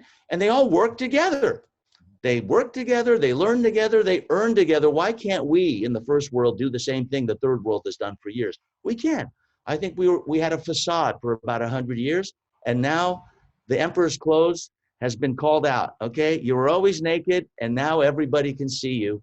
So just flaunt it and enjoy it. So I have a lot of questions to follow up on those comments. First, you said it's an H to H world. What do you mean H to H? Human to human. Ryan Dice taught me that. It's not B to B, B to C. I have, in our ClearPath consulting clients, they're usually people who've left their job, or they were forced out, or they were downsized, right? So they come to me, they have a body of knowledge, they have the headspace. We work on their mindset, which is about 80% of the process. And strategically, it boils down to 20%. It's like a rocket ship expends 80% of its fuel leaving the first 75 miles of the atmosphere, because all the gravity pulls all the fuel. But if it's going to land on the moon 238,857 miles and then come all the way back another 250,000 miles, well, it's gone 500,000 miles on 20% of its fuel because you've left the gravity pull of the atmosphere. So that's when it's most difficult. It's the launch period that expends all your willpower and effort. Once you get past that, then you're doing great. How do you get past it? With other people, your core value, relationship capital, H to H. It took an H to write your check. It took an H to hire you. It took an H to fire you. No robot came and said, you're fired. No robot comes and says, here's your check. That may happen one day, but it took human beings. And, a computer can screw things up, but to galactically F things over requires a human being on a computer. So H to H is human to human. That's the only business we're in. And human capital and relationship capital in capitalism is what I believe in. And I'm hoping the equality of opportunity versus equality of outcome, which is another format that I'm not so much for, because we see what happens in the 1930s and the turn of the 20th century. I think we have this global opportunity where things are just changing and resetting, such as education. And parents aren't in traffic with their kids, taking their kids to school, and kids are learning in their pajamas. My kids, Gabriel and Bree, are getting straight A's, going to the refrigerator, getting breakfast, and just going online. And the teacher's happy they're only clothed from the waist up, and they're doing the same whiteboard stuff. So H to H is the business we're in, whether you want to know it or not.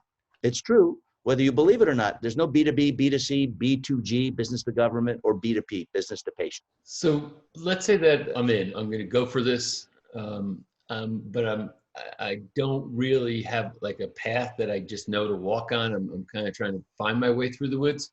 And I don't even know what to choose. Like, how do I choose what I should be pursuing?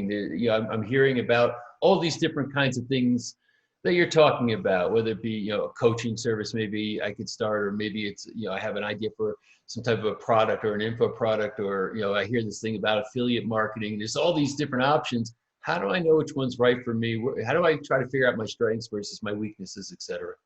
Well, to answer that question, here's a backstory. The first domino in my thinking and business life is Buckminster Fuller, who was considered the Leonardo da Vinci of the 20th century. And he mentored many, many thought leaders that are too numerous even to name drop here. But what Bucky said is, what I discover of what is by getting rid of what isn't. So I first get rid of what I don't want, what doesn't work. I disqualify them.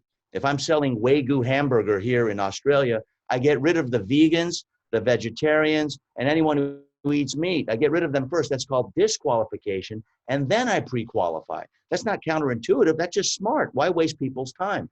So the first thing you do is get rid of the things that you are weak at. Alex, how do I know my weakness? Well, get an index card, write down weakness. And when you do something and it makes you feel weak, like for me, trying to put up a website, then I write it down. Putting up a website. It makes me feel drained, bored, and weak. That's called a weakness. Things, activities that make you feel weak. You clarify it, you confirm it, you capture it while it's happening. Then you walk around with an index card and you did something that just made you feel strong. What'd you do? Well, you coached another person who's also structurally unemployed. So you write that down. I coached a friend. That makes you feel strong. Marcus Buckingham, great author, he wrote a book called Now Discover Your Strengths. He talks about this. I learned that from him. I don't know him personally, but we've crossed paths before on stages.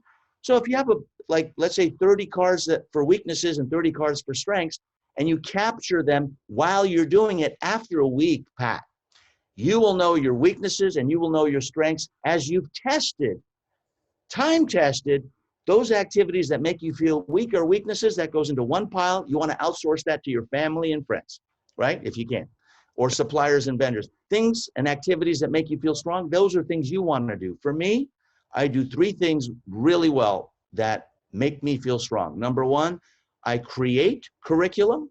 In other words, I create presentations. I prepared for this one, right? Like, this is a preparation, self-reliance, leadership, and relationship. Those are core values. I'm holding up a card that says disqualification versus pre-qualification. I just describe what that is. I always disqualify first. And I only want to talk to that niche, which they call them niches outside the US. Niche. You get rich in your niche, you get rich in your niche, right? And so in looking at when you're an amateur, you haven't made $1 yet outside of the company that you're downsized from or you were forced out. Well, how do you become a professional? You don't do it by making millions of dollars. It's by making your first dollar, your first euro, your first reais in Brazil, your first ruble, your first franc, whatever. It's your first dollar. And you have to have the whole system set up, which is what we teach in ClearPath Consulting, is how do you have that system so you can make the first dollar and go from amateur to professional? Huge status change. So the first step is get rid of what my weaknesses are. And that's capturing them, clarifying them, confirming them in real time. And then after a week, I have 30 weaknesses, about 40 strengths. I do 3 things to close the loop. I create curriculum, presentation. I deliver curriculum, which is what I'm doing now. And then I teach others to do the same. So those are my 3 things that I focus on. Anything out of that, I like to outsource to other people because they make me feel weak and I don't like to feel weak. It's tough enough to strengthen your strengths. Strengthening weaknesses is having a lot of strong weaknesses, as Dan Sullivan says with Strategic Coach. I've heard it said once that one way to identify this, and this aligns with what you're saying, is when you have tasks or things that have to get done, when you say, I have to, do X, that usually is a sign of something that's a weakness for you. I mean, you might be able to get it done, but it's not a strength. And when you say, I get to do X, that's a sign of a strength, because it's something that you just naturally want to do. So do you have, let's say that I'm your client right now, okay? Yeah. So I just came in and I said, Alex, I've never made my own money, meaning, where I did something, put it out into the world and somebody paid me for it. I've always gone to work for, some sort of entity, a company, what have you, that paid me for what I did. And, but I have, I've got basic computer skills, right? I mean, I used to work, I've got some organizational skills and so on. I got work experience, but I just don't know how to go from point A to point B on this thing. What do you have, what's my sequence? What's the first thing I should do? I do. And then what's the second thing, et cetera? So do you have a sequence to guide me through? Yes, it is a sequence, and the system is not the solution. I've been telling that to my friend Michael Gerber. Although he's much smarter than me and he's written many more best-selling books and he's older than me, he's got more experience, but it's the sequence to the solution that makes the difference. If you can have all the recipe ingredients out there, if you don't put it in the right sequence, the cake is not going to look like that picture you see on one side. If you don't sequence a jigsaw puzzle, which you see on the cover of the box, if you don't do the corners first and the sides first, it's going to take you longer because the sequence matters and you go in. With the Golden Gate Bridge, where I live about 10 kilometers or 6 miles away, well, it wasn't built from one side to the other, from the San Francisco side to the Marin County side. It was built from both sides and they met in the middle. That's the sequence. So there's certain ways to sequence things. The seeds flop into the roots, flop into the trunk, flop into the branches, the leaves, and more fruit. And what's inside the core of an apple? More seeds. And then the sequence continues. So there's a concept called COI, which is something I coined, I don't know, maybe a decade ago. That's called cost of inaction. And there's ROI, which is return on investment. Everyone knows return on investment, but you can't prove return on investment. A stockbroker can't, a coach can't. The ROI is up to you. If you do the work, you're going to get your return on investment. We call that point B. All right, so that's at the end of the sequence. At the point A, which is at the beginning of the sequence, if you have ever taken Uber, it already knows your point A most of the time. Most of the time. Sometimes they don't, and then they don't know that they don't know, and you missed your Uber ride and you got fined for $5 because you didn't show up. No, the satellite didn't find you. What do you type in? You always type in point B. So we are ROI-centric world. We're always focusing on the future, which we don't even know if it's possible. And we think it's a straight line. It's not a straight line. It's the path. The clearest path is the path of least resistance. You don't dig a path through a mountain. It takes you 100 years to do that. You go around the mountain. It may take you 10 days to do that, right? The path of least resistance, not the straight line. So that's not counterintuitive. It's just logical. So cost of inaction is what's it costing you not to take action right now? That's point A. So you're here. And so the first thing I tell people and I teach them when they come on board is let's take a few diagnostic tests. We do the binary assessment, which I created. We do a Myers-Briggs. We do a DISC, a DISC. And it usually focuses on 4 archetypes or 4 personas. The ones I'm familiar with are the competitive, the spontaneous, the humanistic, and the methodical. Now, those are not ability or skill sets. Those are just the way people prefer to be spoken to. So that's the first thing. Learn how to speak to other people, because in your company, you only spoke to that level that you spoke to typically. Well, now you got to speak to everybody. And so it's not only your bias, but it's everyone else's. So you got to learn the 4 different preferences that are out there. And it's a H to H economy, whether you like it or not. You're not in this one narrow skill set anymore and just making quota, whatever that looked like. So we gather your strengths, we look at your diagnostics, and then we go from the incompetent unconscious, right? You're not conscious and you're incompetent. That's called a blind spot. To conscious and incompetent. That's where you're kind of learning, right? And the best way to do that is to find an internship. So like you want to be someone, okay? If you don't know who you want to be, then I can't help, because people don't get what they want because they don't know what they want. That's T. Harv Eker, our mutual friend, who says that all the time. You either have reasons or results, which is another 3 words that Harv says. You either have reasons for something that didn't work, or you have results of things that did work. The key word is or. If you have results, you don't need reasons. And if you have reasons, that means you didn't get the result. So every single day, I ask my people to do an RCQ, and they email it to me. Now, that they paid $30,000 to do this, so they do it. That has motivated them to do it. And so they type in the result they got, that's the R, the challenge they faced, that's the C, and the question they have from me, that's the Q. So RCQ. Now imagine if you do this 5 days a week, you're going to learn, and you're going to go from, let's say, efficiency, doing things right, to effectiveness, doing the right things, to literacy, to fluency, and then hopefully one day mastery.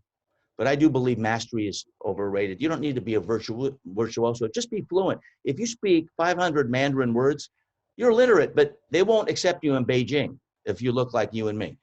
But if you know 2,000 Mandarin words, then you're thinking in Mandarin, you're feeling in Mandarin, you are Chinese, you just don't look like it. And that's called fluency, and they'll accept you as one of their own. Mastery is being a scholar.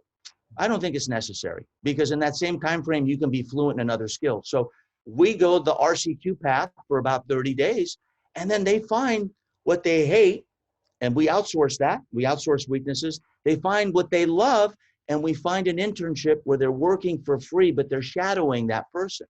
I charge $10,000 for a day for someone just to shadow me, not asking me any questions. It's a great revenue generator, but they learn so much. They go, why'd you do that? Why'd you do that? How come your files are set this way? So it's kind of like parting the curtain, and there's not a wizard behind the curtain. There's a whole Oz of a civilization that you could find. And it's not a yellow brick road, it's a gold brick road if you decide to go that route. So that's what we do. We find what is by getting rid of what isn't. It takes about 30 to 90 days if you're starting from scratch. And here's one thing I recommend, Pat. It's hard enough to learn how to go into business. Don't start a brand new topic or hobby you know very little about. Start with what you already know, with the relationship capital you already have, and now you're on your own. It could be consulting in the area that you're in. It could be mentoring or coaching others who haven't been fired or let go or downsized. Okay, you can make money doing that of what you already know. But if you go into a whole new area, like you want to have a cooking website and you know nothing about that, but you think it'll be fun, and then you got to learn the marketing as well, then you're going in the wrong direction enthusiastically. The shovel of reality is going to hit your forehead, and you're going to be trouble and struggle. People don't know what they want. For example, I asked like 10,000 people in a forum, in a rally, raise your hand if you're in if you've ever been in an airplane. 99% of the hands go up, right? Pat, you've been in an airplane many times, right? What's it? Probably private jet. So I say, okay, raise your hand if you want that pilot who's flying the plane, assuming you don't have a pilot's license yourself. Raise your hand if you want a pilot to fly the plane who loves to fly. And they all raise their hand. I go, really? Well, now raise your hand if you want a pilot or prefer one who loves to land instead. And they go, oh, like I can fly a plane for about 10 seconds without causing harm, but I can't land the plane because I'm not a pilot. And I've been on planes for about 15 hours going to Singapore from San Francisco. And that pilot probably dodged 5 or 6 cyclones along the way, probably lightning storms, all this kind of shit that's happening, right? And then he messes up the landing. It just, you know, someone's doing their nails in first class and boom, boom, boom, you know, and then they all give him a dirty look, you know, and that poor guy saved lives for about 15 hours and he blew the landing. And then that's how he's judged by. So you want to be a pilot of your airplane and learn how to land, because you haven't learned how to land yet, because if you're stressed and worried, and if you're right now devastated or completely under duress and overwhelmed, it's because you haven't learned how to land. So have a pivot plan if this happens again, once you get out of it, because nothing's permanent. This is going to be temporary, but learn how to land instead of learning how to fly. A lot of people know how to fly. Very few people know how to land, Pat. And I had a pivot plan in 2001. I had a pivot plan in 2008 during the meltdown, 2001 when the 2 towers came down, 2008, the global meltdown. I had a pivot plan now. The moment the lockdown happened, and I knew it would happen because I was in Asia and I was watching it. I knew that it would happen, not to this level, but I was prepared to be locked down here because flights were being canceled. I just pivoted to virtual. And the world's largest seminar company came to me and says, can you do virtual events with us? And I said, I've been asking you to do that for 7 years and 5 years and 3 years. They said, well, now we want it because we've been shut down. We don't have any events. 1,200 days have been canceled, 500 events. And so Success Resources Virtual was born. But the pivot plan was there in advance. It's kind of like Stephen Covey, if you remember, 7 Habits of Highly Effective People. He wrote a book called First Things First, my favorite book of his. He has 4 quadrants, and my favorite quadrant is quadrant 2, is not urgent, but important. There's urgent and important. That's quadrant 1. Urgent, not urgent and important. That's quadrant 2. That's where you want to be. Not urgent and important. Then there's urgent and not important, and not urgent and not important. I mean, who would want to do that? So you want to be in the place where you can prioritize, know the difference between what's important in your life and what's urgent, and do what's important first. That's called the principle of priority. It's much more powerful. And there's a lot more clarity in that than the principle of productivity, which is maximum results in minimum time, right? So that's the process we go through, and it's kind of going through an apprenticeship. And if you work for free for someone, man, what an experience, because you'll find out, do I really want to do that? And within 30 to 60 days, you'll be on the path. Let me ask you this. You've had many, many students that have made the transition from a job to going into business for themselves. What have you observed as the difference between the ones who make the transition and it sticks, means they now have a new career, and the ones who can't make the transition? Here's the number one difference is they take the traditional advice that marketers give them and business owners give them when they have a suite of services or products to offer. They start low and then go high through upselling or upserving, as some people call that. Daniel Pink calls it upserving. He's a great author. I love his books. I know you do too, Pat. I don't think that's natural. Remember the rocket or spaceship that's leaving the atmosphere, 80% of the fuel is expended in 75 miles, but a half a million mile trip to the moon and back is on 20% fuel because there's no gravity there, right? So there's something called the gravity well. I'm a dinosaur. I'm a BG, digital marketer. That makes me before Google. Google wasn't even born, right? Sergey Brin didn't even go to Stanford at this time, right? And so the gravity well is what a funnel is. And some people call it a marketing funnel. But most people, and I'm holding a card up in my hands, if you're listening, if you're watching, you can see it. The biggest mistake people make is they go from low to high. There's a lot of people at the open mouth of the gravity well, whether it's water or it's sand that's coming through and gravity's going through. You got low ticket, right? And then it goes to high ticket. Well, what I do is I say, you see this funnel? Flip it.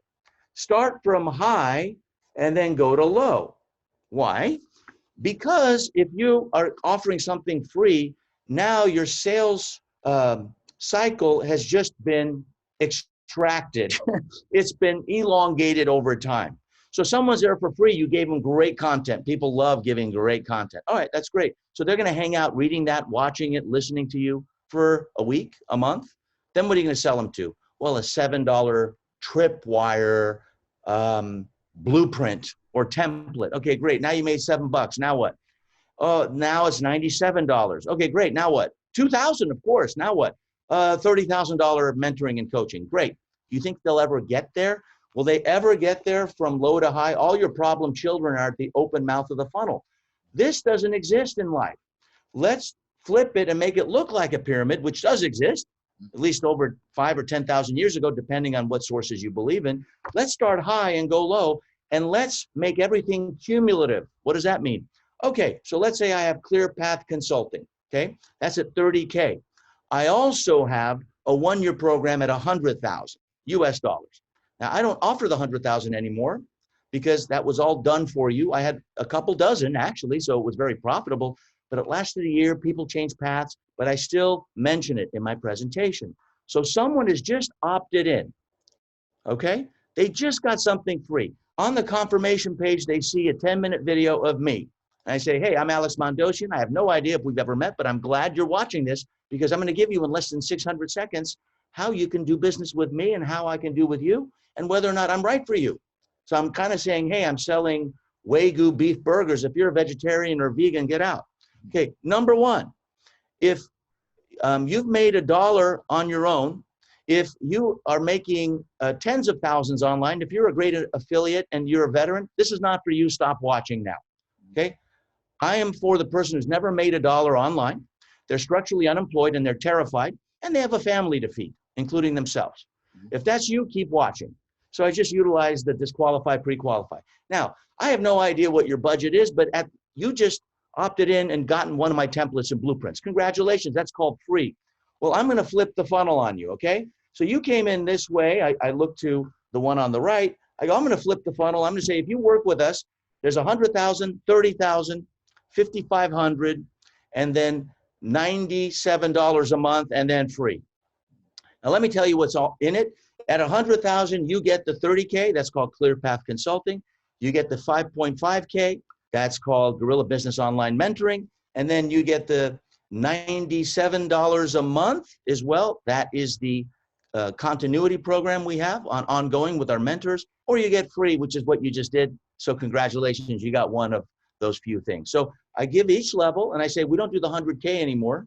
Why? Because we found that it didn't serve our clients because they changed their pathway and we look bad. We did a lot of good for a lot of people, but if we had one failure, that was no good for me. And they failed themselves. They didn't get a return on investment because they didn't do the work.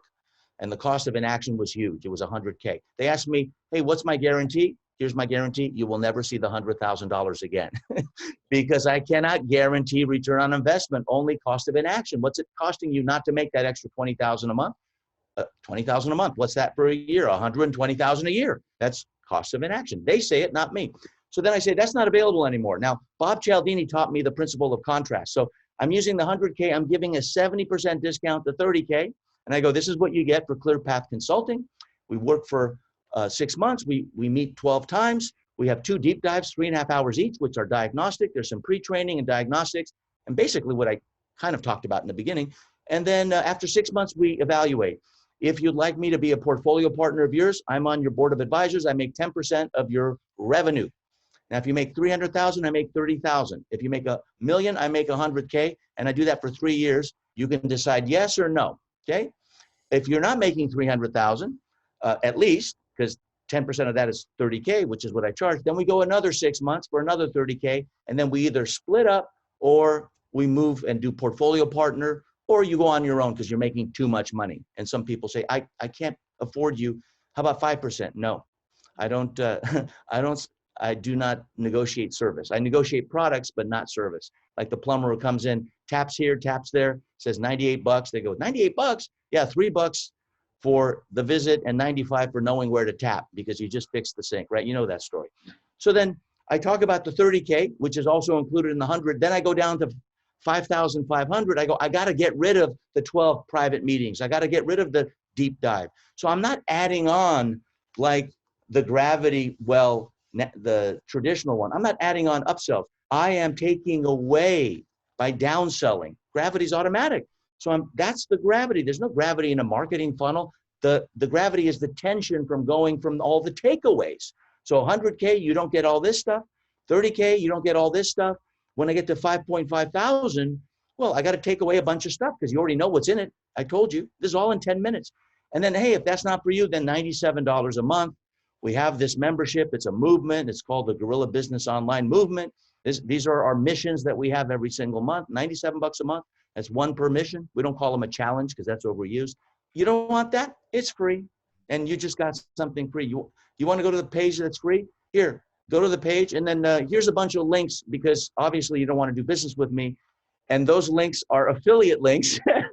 And I send my affiliate partners my problem children on my opt-out pages and all those. And I make like over 150,000 a year from affiliates. And they were clicked, those links were clicked when they were opting out because, you know, there's some emotion there. Or when I say, you're not for me, and I disqualify them, they still click the link. They got the cookie, I got paid. And that's the way you recycle money. If you don't have that circulatory system working, then an economy falls and that goes into recession. The body can't circulate blood, it dies. And if the resources aren't circulated on earth, we die. So it's just that circulatory system. And I just flip the funnel. And most people go low to high, and that's failure because they get stuck with the low.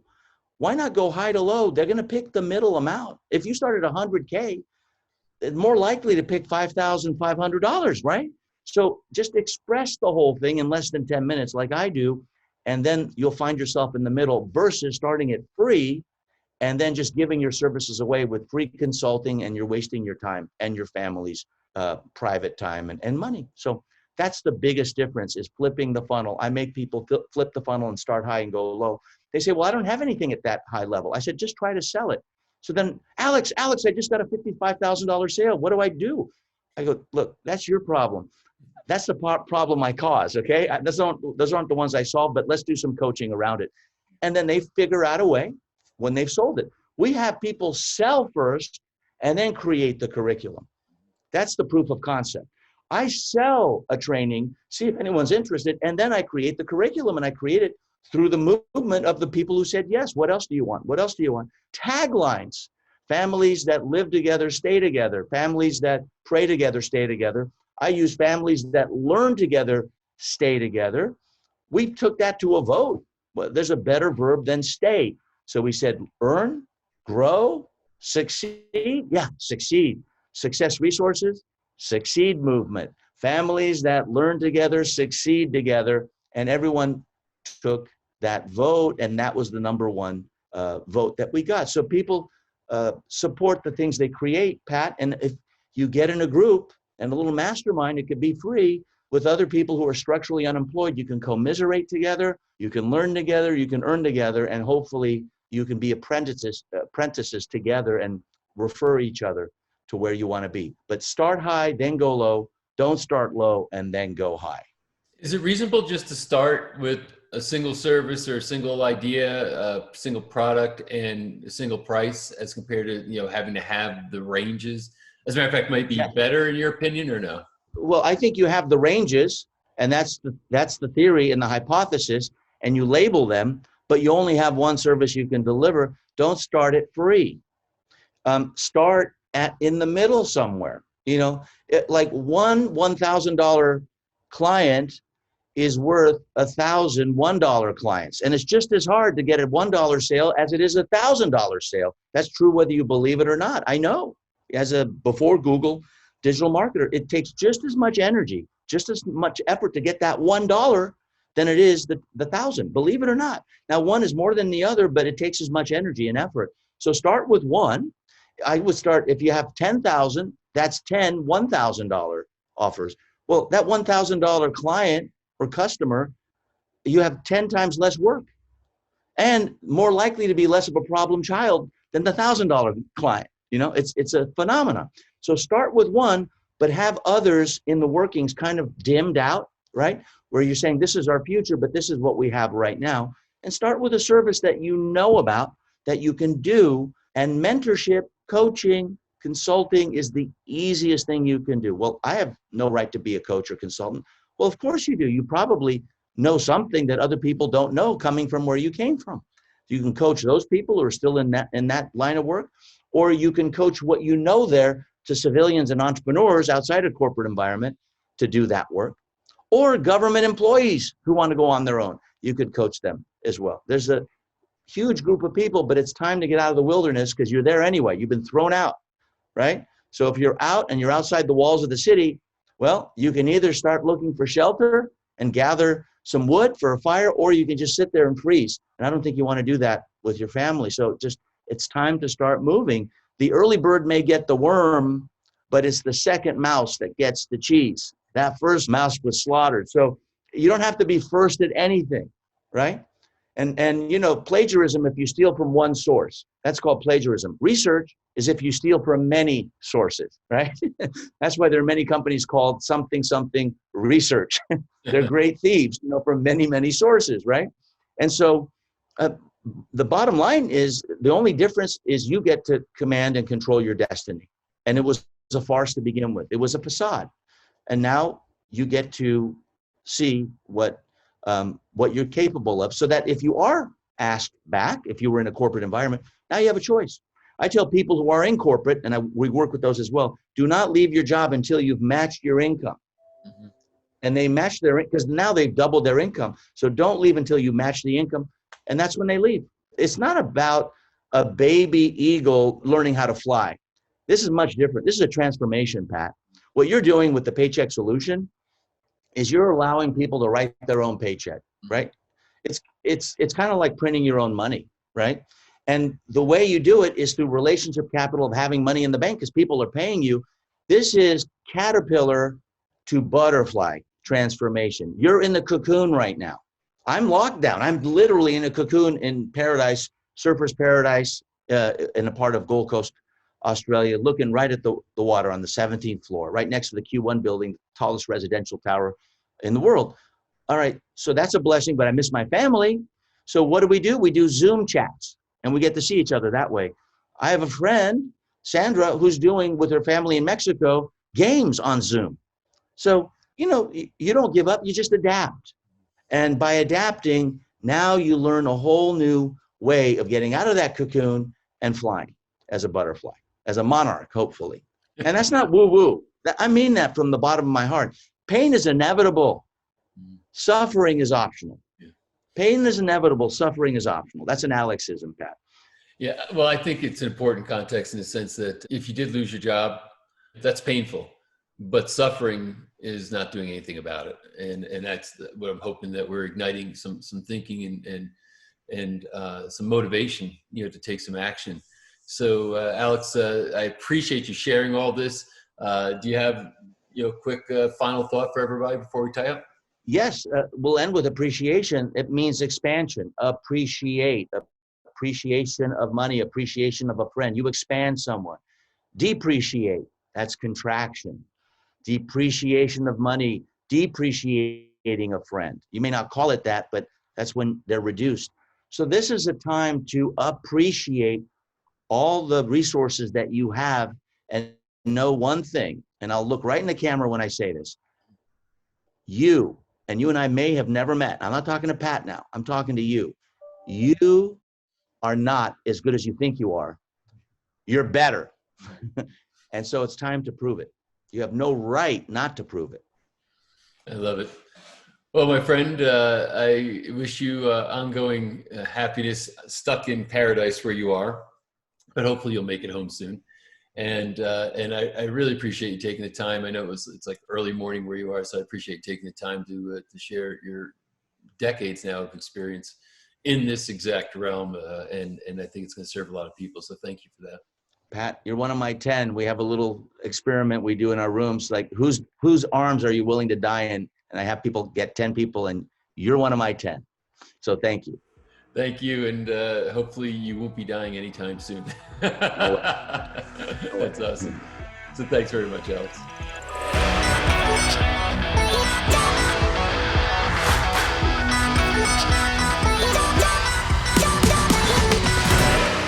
When someone comes to me and says, I've lost my job, I don't have income coming anymore, I have to become self-reliant, I don't know what to do, how do I choose? The first thing I think of is Ryan Levesque. He literally wrote the book on this. It's called Choose. Ryan is brilliant. He has really studied this thing called going into business for yourself, creating your own income. The thing about Ryan is he started life, went to college, did the conventional thing. Actually, he went to Ivy League school. He got out, he had a good job, and then found out one day that he no longer had a paycheck. And he had a wife, and he had to figure out what to do. And through his story, as far as what he figured out along the way, and then the strategies that he's developed to be able to teach this to other people, has not only speculatively, but proven to be effective for people to go from paycheck to self-employed, to be able to create their own income, to take control of their financial destiny.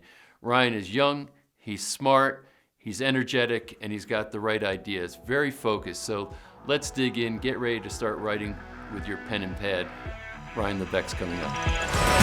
Ryan, thanks so much for being here. If there's anybody that can speak to this topic and from personal experience as well as practical knowledge and advice, I think that's you. So why don't we start out with your story, because I think that's going to tell a lot of the tale. Yeah, Patrick, first of all, thanks for having me here. It's great to be back, and it's really great to be here with you. And I'm so glad that you're doing this. I can relate so much, and I have a ton of empathy for anyone right now who's been in a position where either you've lost your job, your job has been compromised, you've been downsized, you've been laid off, whatever it may be. And the reason for that is I was in that exact same position in 2008 in the wake of the global financial crisis. The company that I was working for was about to lay off all their employees. And out of college, I had only had jobs. I was a W-2 employee. I'd have jobs, coming out of college. And in the background, I had this desire to someday start my own thing. I didn't know what that looked like. I just knew that I didn't want to have to be at the mercy of one company, having to go on my hands and knees to beg for a raise if I wanted to make more money. I wanted to be in control of my own destiny. And so when that happened in 2008, and I found out that I was about to lose my job, I took that as that sign from above, whatever, that now's the time, right? If not now, then when? And I left that job. I donated everything that I owned at the time. And my wife was in grad school, so it's not like I had a spouse who was making a great income that I could lean on. She was basically making a small stipend, and she was pursuing her PhD. And we literally started back from ground zero. I had no income coming in. I had a little bit of money that I'd saved up, and this desire to start my own business. And here we are, 12 years later. My original goal was, I said, if I could somehow make $10,000 a month, like that's all I would ever want. Like if I could just make $10,000 a month, I thought that's all I'd ever want. That was like my someday maybe goal. And here we are 12 years later, and my wife and I now, we own a business that we make about gross sales, $10 million a year working from home. Mm-hmm. And so I've learned so much wisdom that I've picked up along the way. And what I'd love to do is really focus in on anybody who's in that exact same position, where you're at that place where you've lost your main source of income, and to really position what we're experiencing right now in the world as the greatest thing that could have ever happened. In spite of all the challenges that we're facing, I truly believe that wrapped within that is an even greater opportunity, in the same way that when I was about to lose my job in 2008 and I made the decision to start my own thing, it was an incredibly challenging time, but it turned out to be the greatest blessing in my life. And I've learned so much along the way. So I'm excited to dive right in. That's awesome. Yeah. And I think that is maybe the first thing that people need to have, is a little bit of hope, saying, hey, it's hard sometimes to see the loss of a job, loss of income, uncertainty, et cetera. But you're not, there's so many people who said, in hindsight, it's a blessing. It forced me to do something and put me on a path I otherwise wouldn't have been on. And you're a living example of that. So without more ado, why don't we go ahead and dive in? And what advice would you have for now? You're talking to that person, your younger self, or you're talking to that person that's in this circumstance right now, and they have that uncertainty, and they don't really even know where to begin. What advice would you give them? Yeah, so there's a couple big decisions to make. There's a couple of sort of things. There's a million ways to make $1 million, right? There's probably 100 million ways to make $100,000. So there's no it's not like there's short of options. What holds most people back, I think, is the paradox of choice. It's just like, do I do this? Do I do that? Do I do this? Do I that? And you have so many voices, so much noise, so much chatter that's happening. And the reality is, you've got to pick a path and move forward. And so there's a couple things that I've learned along the way to help kind of narrow down your focus on what it is that you're actually going to do. And then from there, have some real practical, immediate next steps you can take to start moving things in the right direction. So the first thing that you've got to decide is what market are you going to serve? Who are you going to serve? And what I mean by that is, you have to decide what type of person, what market of people are you going to help. Now, what is a market exactly?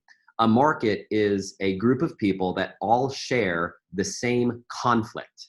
Now, conflict can be a good thing, it could be a bad thing. But what that means is, it's a group of people that aren't necessarily of the same age or gender or skin color or station in life, but it's that a group of people that share the same conflict. They want to learn how to paint. They want to homeschool their kids. They want to eliminate back pain. They want to, whatever it is. There's a million conflicts that we could come up with. So we've got to kind of drill down on who we're going to serve, who we want to focus on. And what I've learned over the years, as someone, I've built businesses in 23 different markets in the last decade plus, so 23 different markets. And what I've learned is that there's certain criteria that you want to be looking for in the market that you're looking to serve. So it's sort of like a quick little checklist. And there's 5 things that I recommend that you want to look for. So thing number 1, you want to make sure that the market you're thinking about going into, the group of people that you want to serve, is evergreen. In other words, it's not something that's going to be here today and then gone tomorrow. Like, you don't want to go into the Tickle Me Elmo business or the fidget spinner business, right? It's like a thing that was here for 5 minutes and then it disappears overnight. Second thing is, you want to go into pursuing a market that is what we call an enthusiast market. And what that means is, it's a market of people that are repeat buyers in that same market. So dog owners is a perfect example, right? Dog owners is a group of people that when you have a dog, you buy more stuff for your dog over time. You don't just buy something once and then you're done with it. You become a consumer in that market for years. So enthusiast market. Third thing, and this is really important, you want to be in a market where you're identifying an urgent problem that people need help with right now. So this is that bleeding neck problem. This is the thing that people in this world need help with, not 3 months ago, 6 months ago, 12 months ago, before this whole thing hit, but right now. Like, what is it that people need help with right now, today? And that is the real opportunity in front of us. That's thing number 3. Now, you also need sort of the fourth thing is not just an urgent problem you can help people with right now, but you want to be in a market where there are future problems, meaning that you've helped someone solve this first thing that they need help with right now, and they're going to want to continue to spend more money with you over time. And then the 5th and final thing that you want to look for, and this is tough at this time, but it's critical and it's important. And for those who've been affected by this, it may be hard to believe that there's a group of people that still exist in this boat. And that is, you want to focus on serving what we call players with money, people that have the ability to pay for your products and services. So evergreen market, enthusiast market, urgent problem, future problems, and players with money. And I'll give you a few examples of this. So I have a client. She, like many of us, her income was just devastated. She's a musician. So she is a traveling musician. And just imagine, like, your entire income is just wiped out because every gig, every live event, every show canceled for the next 12 months. So she said, okay, well, what can I do? How can I build a digital income stream? And so she shifted from being a saxophonist, like performing as I can never say it right, saxophonist, to perform playing saxophone, to creating an online course teaching people how to play the saxophone. Well, she just had, like, starting this basically from scratch, she had her first $10,000 month this month teaching people how to play the saxophone. So how does this check off the boxes? Evergreen. Saxophone's been around for a while, right? Enthusiast. People remain consumers in this market for years.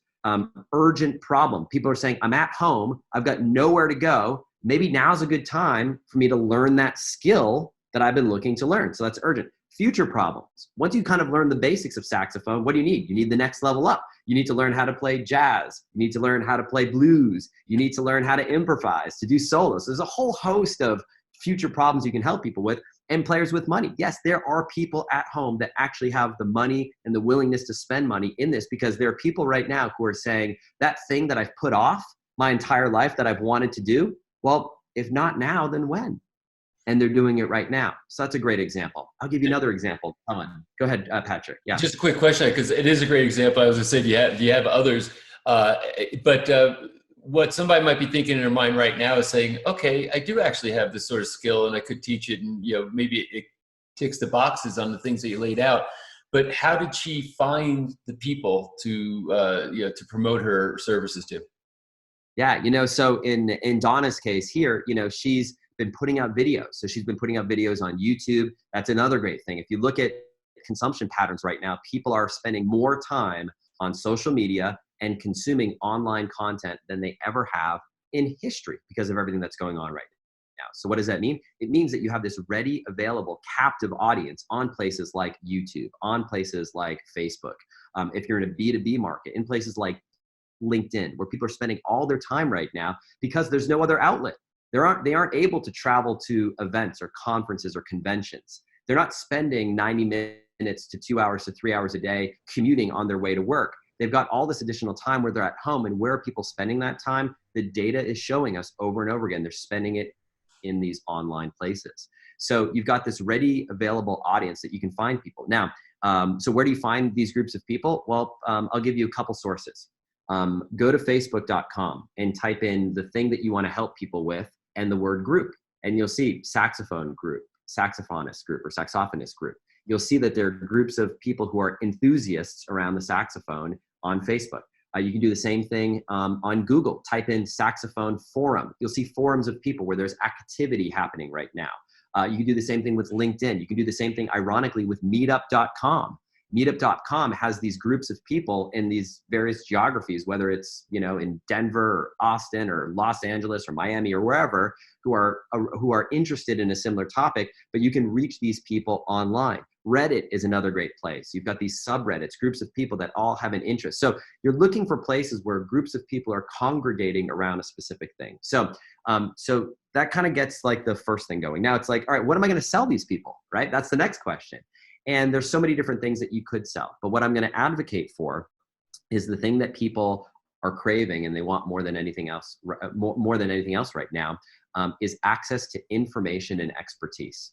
So people are paying. The e-learning industry was already on this massive, fast-growing trajectory where people are spending more money to learn stuff online, whether it's building a professional skill for their career, learning how to start a business, self-improvement, whether it's learning a new hobby like saxophone or watercolor painting or guitar or whatever, self-improvement in terms of improving their productivity and relieving their stress and taking their own health in their own hands. The e-learning, the self-learning industry is exploding, and COVID-19 just accelerated that curve even further. So this is a trend, a massive trend that you're tapping into. And you can ask yourself, have you ever gone online to look up the answer to something, to try to figure something out or to learn something? And the answer for virtually all of us is, of course, yes, we have. Well, you can be on the other side of that. Now, it's not to say that you necessarily need to be the expert yourself. You could be the expert yourself, but I've built businesses in industries and in markets that I had no expertise in at all. So a perfect example of that is the orchid care market. We have a business that pays for our mortgage, that it makes 6 figures a year. I started this business over a decade ago, teaching people how to care for their orchids. How did we get into this business? Well, I bought a bunch of orchids for my wife. They all died. And I thought, gosh, we can't be the only people that have these problems. So I started kind of doing a little bit of research, finding out that there are other people having these problems, and started bringing in experts to teach on this topic. We wrote a book that we brought experts in to help us write the book. And so there's so many things that you can do here. But the bottom line is this idea of information, education, and expertise is exploding. And I love this for so many reasons. Number one, the overhead is next to nothing. You want to talk about a business that you can get going with literally just your laptop and an internet connection and no overhead? This is the business for you. The margins are great. When you're selling a digital course or coaching people online or some sort of ebook, the margins are basically 100%. You have no cost of goods sold, unlike if you're selling a physical widget where you've got to buy inventory and you have low margins. So the margins are absolutely great. It's fast to get going. You can literally get this off the ground now. And if you have knowledge and skill, either from your career or personal life, you can actually transform that knowledge into income practically overnight. So there's so many reasons why I love this industry. I love this business model. And for me, when I lost my job and I didn't have a whole lot of money and I was trying to figure out, what am I going to do? Am I going to, do drop shipping? Am I going to open up a pizza joint? Like, what am I going to do? I'm so glad that this was the model that I chose. And right now, today, the last thing that I'll say about this model that makes it so ideal is that it's a model where you can generate customers through the internet and deliver your products and services through the internet, meaning that you're not reliant on foot traffic to a storefront. Your business is not going to be hit and devastated like the restaurant industry, the hospitality industry that just can't open up, at least to the degree that they want to. You're not going to be hit by a specific geography. So if a local economy has issues, you're able to sell to customers all around the world. And you can do it from anywhere in the world. And when my wife and I started our business, we started it and we've been able to live all over the world. We've been able to travel and the fortunate thing with everything that's hit is where I know a lot of people have had challenges and struggles. We've had to make some short-term pivots and moves in our business, but our income has not declined at all since this is all hit. And it's because of all the factors that I've shared with you. It's not just what we've done. It's because this is the model that I advocate for anybody who's in the position that I was a few years ago. So phenomenal advice. So thank you for all that. And there's such great logic to it and sequence that it's like, okay, if I were in that position, I'd say I think I could do this. I think I could take steps towards this. You said there was another example that you had that might be worth sharing. Yeah, I mean, I've got so many. So I'll give you some examples. You can start to see the types of things that people are doing right now and having success with. So Lisa Canning, one of my clients, she's a mom and she's got 8 kids between the ages of, I think, newborn and 9 years old. So she just, or 10 years old. And so she's got 8 kids under the age of 10. And everyone wants to know, okay, with everything that's going on in the world right now, like how the heck do you balance homeschooling your kids, continuing your career, searching for a job, whatever it is that you're doing, like all the jobs, all the hats that we've been asked to wear. So she decided to put together a program to coach moms and help moms get through it all. Because like, how does this woman with 8 kids make it all happen? Like I've got 2 kids and they're outside right now because if they were inside right now, they'd be beating each other up and you'd be hearing them in the background. 8 kids, I can't even imagine. And 8 kids under the age of 10, like including one that's like, she's still nursing right now. Like, how do you like juggle all that? So, so she took advantage of this opportunity to support and help other moms. Well, so she created a program that she charged about $2,000 to help moms and coach them through and help them through and manage schedules and juggle all the things. She had 12 moms that signed up at $2,000 each. She just made $24,000 this month doing this. So that's another example. I'll give you another example, Beryl Young. So Beryl Young is a photographer. Her business obviously decimated by everything that's going on in the world. No one is paying for photography sessions right now with social distancing and everything that's happening. And normally this is a super busy season, right? It's right now as we're recording this, it's sort of like spring season here in Texas. Everyone takes their bluebonnet photos, like, the beautiful spring flowers in the background. It's like a busy season for weddings, for family, photography. That's all gone. So what did she do? She reached out to her audience, her network, people that she knew, and she just asked, like, what do you guys need help with right now? And what she got back was that, again, all these moms have these teenagers who are at home and they don't know what to do with them. So she said, what if I were to create a course teaching teenagers how to photograph? Like, so you can learn how to photograph all the things at home and learn how to use a DSLR camera and learn how to do photo editing and all these, like, that's a pretty cool skill as like a 13, 14, 15-year-old boy or girl to learn how to do. So she created a program called Teentography. She had over 200 parents sign up their teenager to this course in under 48 hours, made over $5,000 just taking her existing knowledge that she had, reaching out to her network of people and launching this new thing that she had never intended on creating in the first place, but just responding to everything that's happening right now in the world. So that's another example. In the B2B space, I have someone who's in the restaurant industry, and he helps restaurants. For example, he works in the restaurant space and helps restaurants get more better results from their serving staff, from servers. Well, obviously restaurants aren't serving at all right now. So what do you do? So he pivoted, and now what he's doing is helping restaurants build their online ordering system for so many restaurants that never had this. So he's taking an industry that's been decimated and helping them respond to everything that's going on in the world. And he just pivoted and reinvented himself. So, those are just examples to kind of get the juices flowing. I'll give you another example. There's a clothing boutique that is here in my small town. Again, small town, like town square clothing boutique, done, doors closed, right? No patrons are walking through the door. So what they decided to do is they partnered with a food delivery service, and they're serving as a way station, a waylay point to extend the delivery network of this food delivery service that's based in the heart of downtown Austin. We're further north in the suburbs. So they've extended the delivery network. They've transformed all of their staff into food delivery people, and they've transformed their facility, their store, into a place as a shipping point, as a what they call last mile, right, in the logistics space. So that's an example of just a major pivot that people have been doing. There's an apron company that's now creating, it shifted their production to making masks instead. So there's so many things that are, so many businesses, so many people that are shifting and pivoting and responding to what's going on. And again, all it takes is a little bit of creativity, thinking outside the box. And I think for many people, this could be the biggest opportunity that we faced, and for many of us in our lifetime.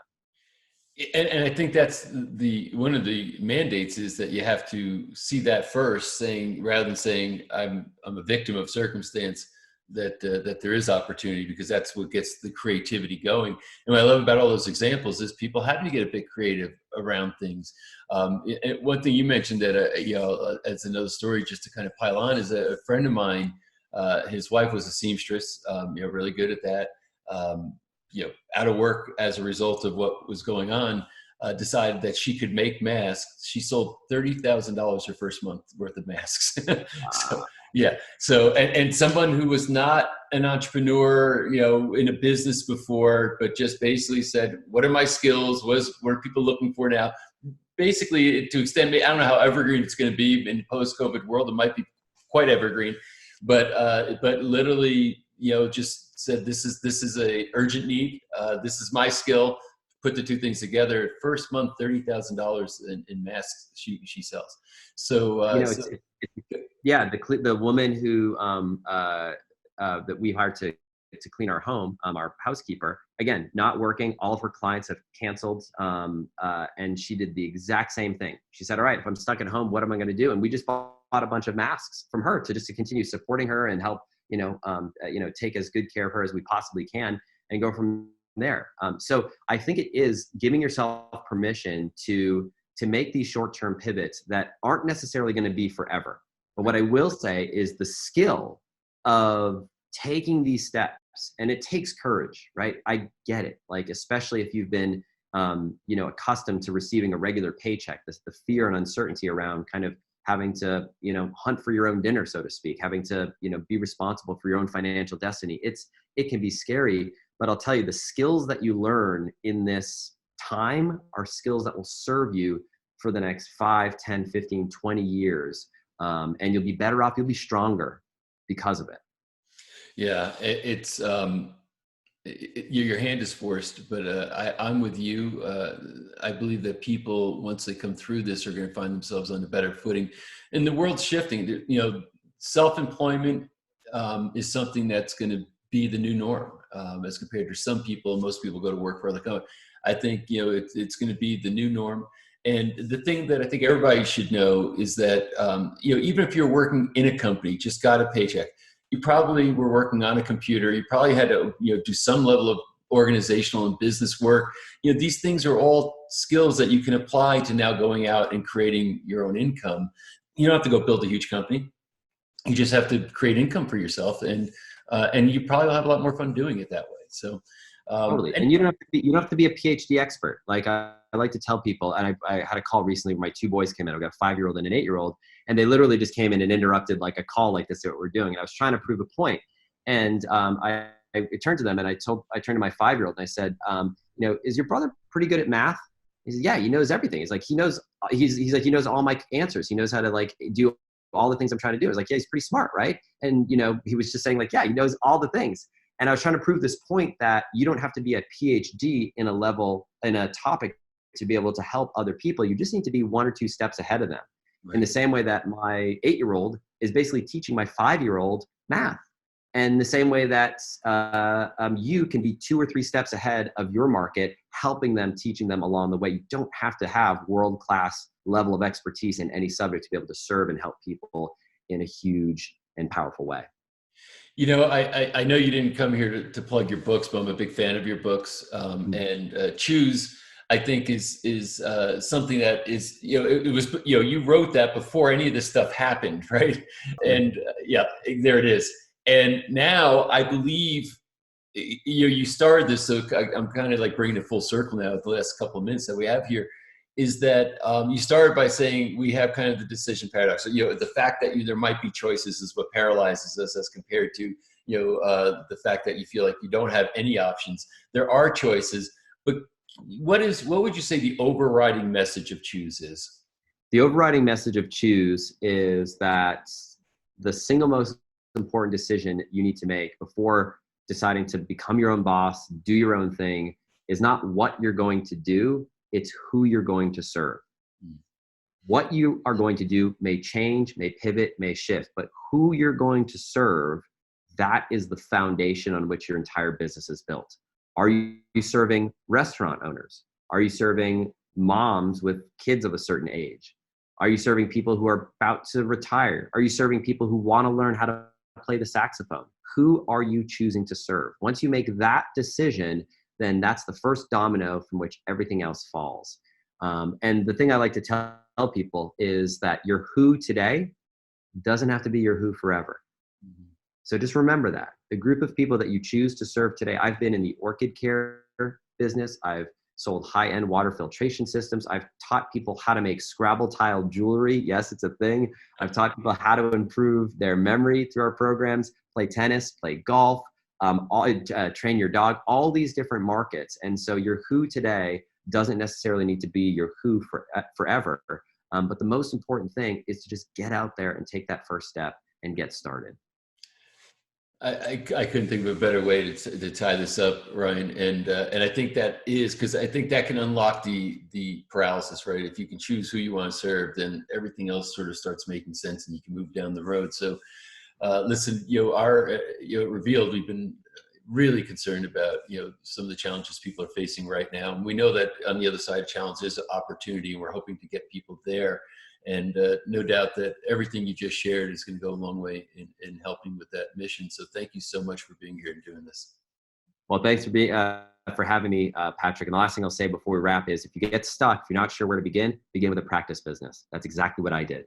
Practice business. It doesn't have to be your forever business. Just treat it as a practice business to get things going, get things off the ground, and go from there. So Patrick, thanks so much for having me. It's always a pleasure to be here. And hopefully this has been helpful and somewhat inspiring and give some kind of initial direction for folks on what they can do in light of everything that's going on in the world right now. Well, Ryan, it was all that and more, so thanks so very much.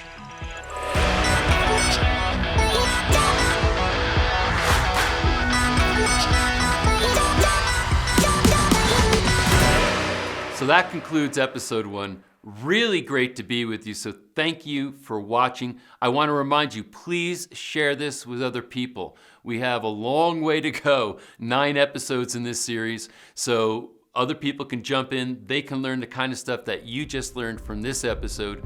I look forward to seeing you in episode 2. If you think the thoughts and do the things that other people who are successful like you want to be do, then it's very likely that you will achieve the same success that they did. Get a group of peers that are actually successful. Get away from your family that means well but is telling you, we believe in you, but you're never gonna make it doing that. That's crazy, right? Those people are good intentioned, but they will absolutely poison your mindset. You gotta get around that mastermind of peers who are doing what you want.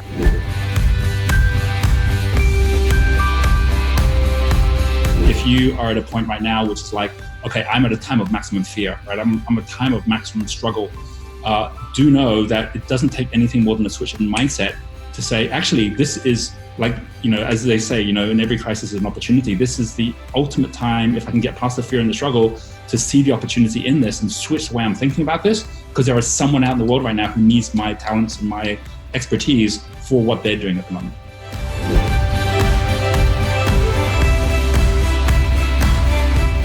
Okay, now people need to get paid. Now there's emergency here, and just go for yourself. Go to any website selling a product, scroll to the bottom in the footer section, and 9 times out of 10, you will see a link that says affiliates, okay? Or affiliate program. You are the bridge that connects the two, and you're making $500 a sale, 1,000, 2,000, 5,000 a sale. And by the way, the better you get at this, the more money you make. It's super risk-free. It's super easy to try out.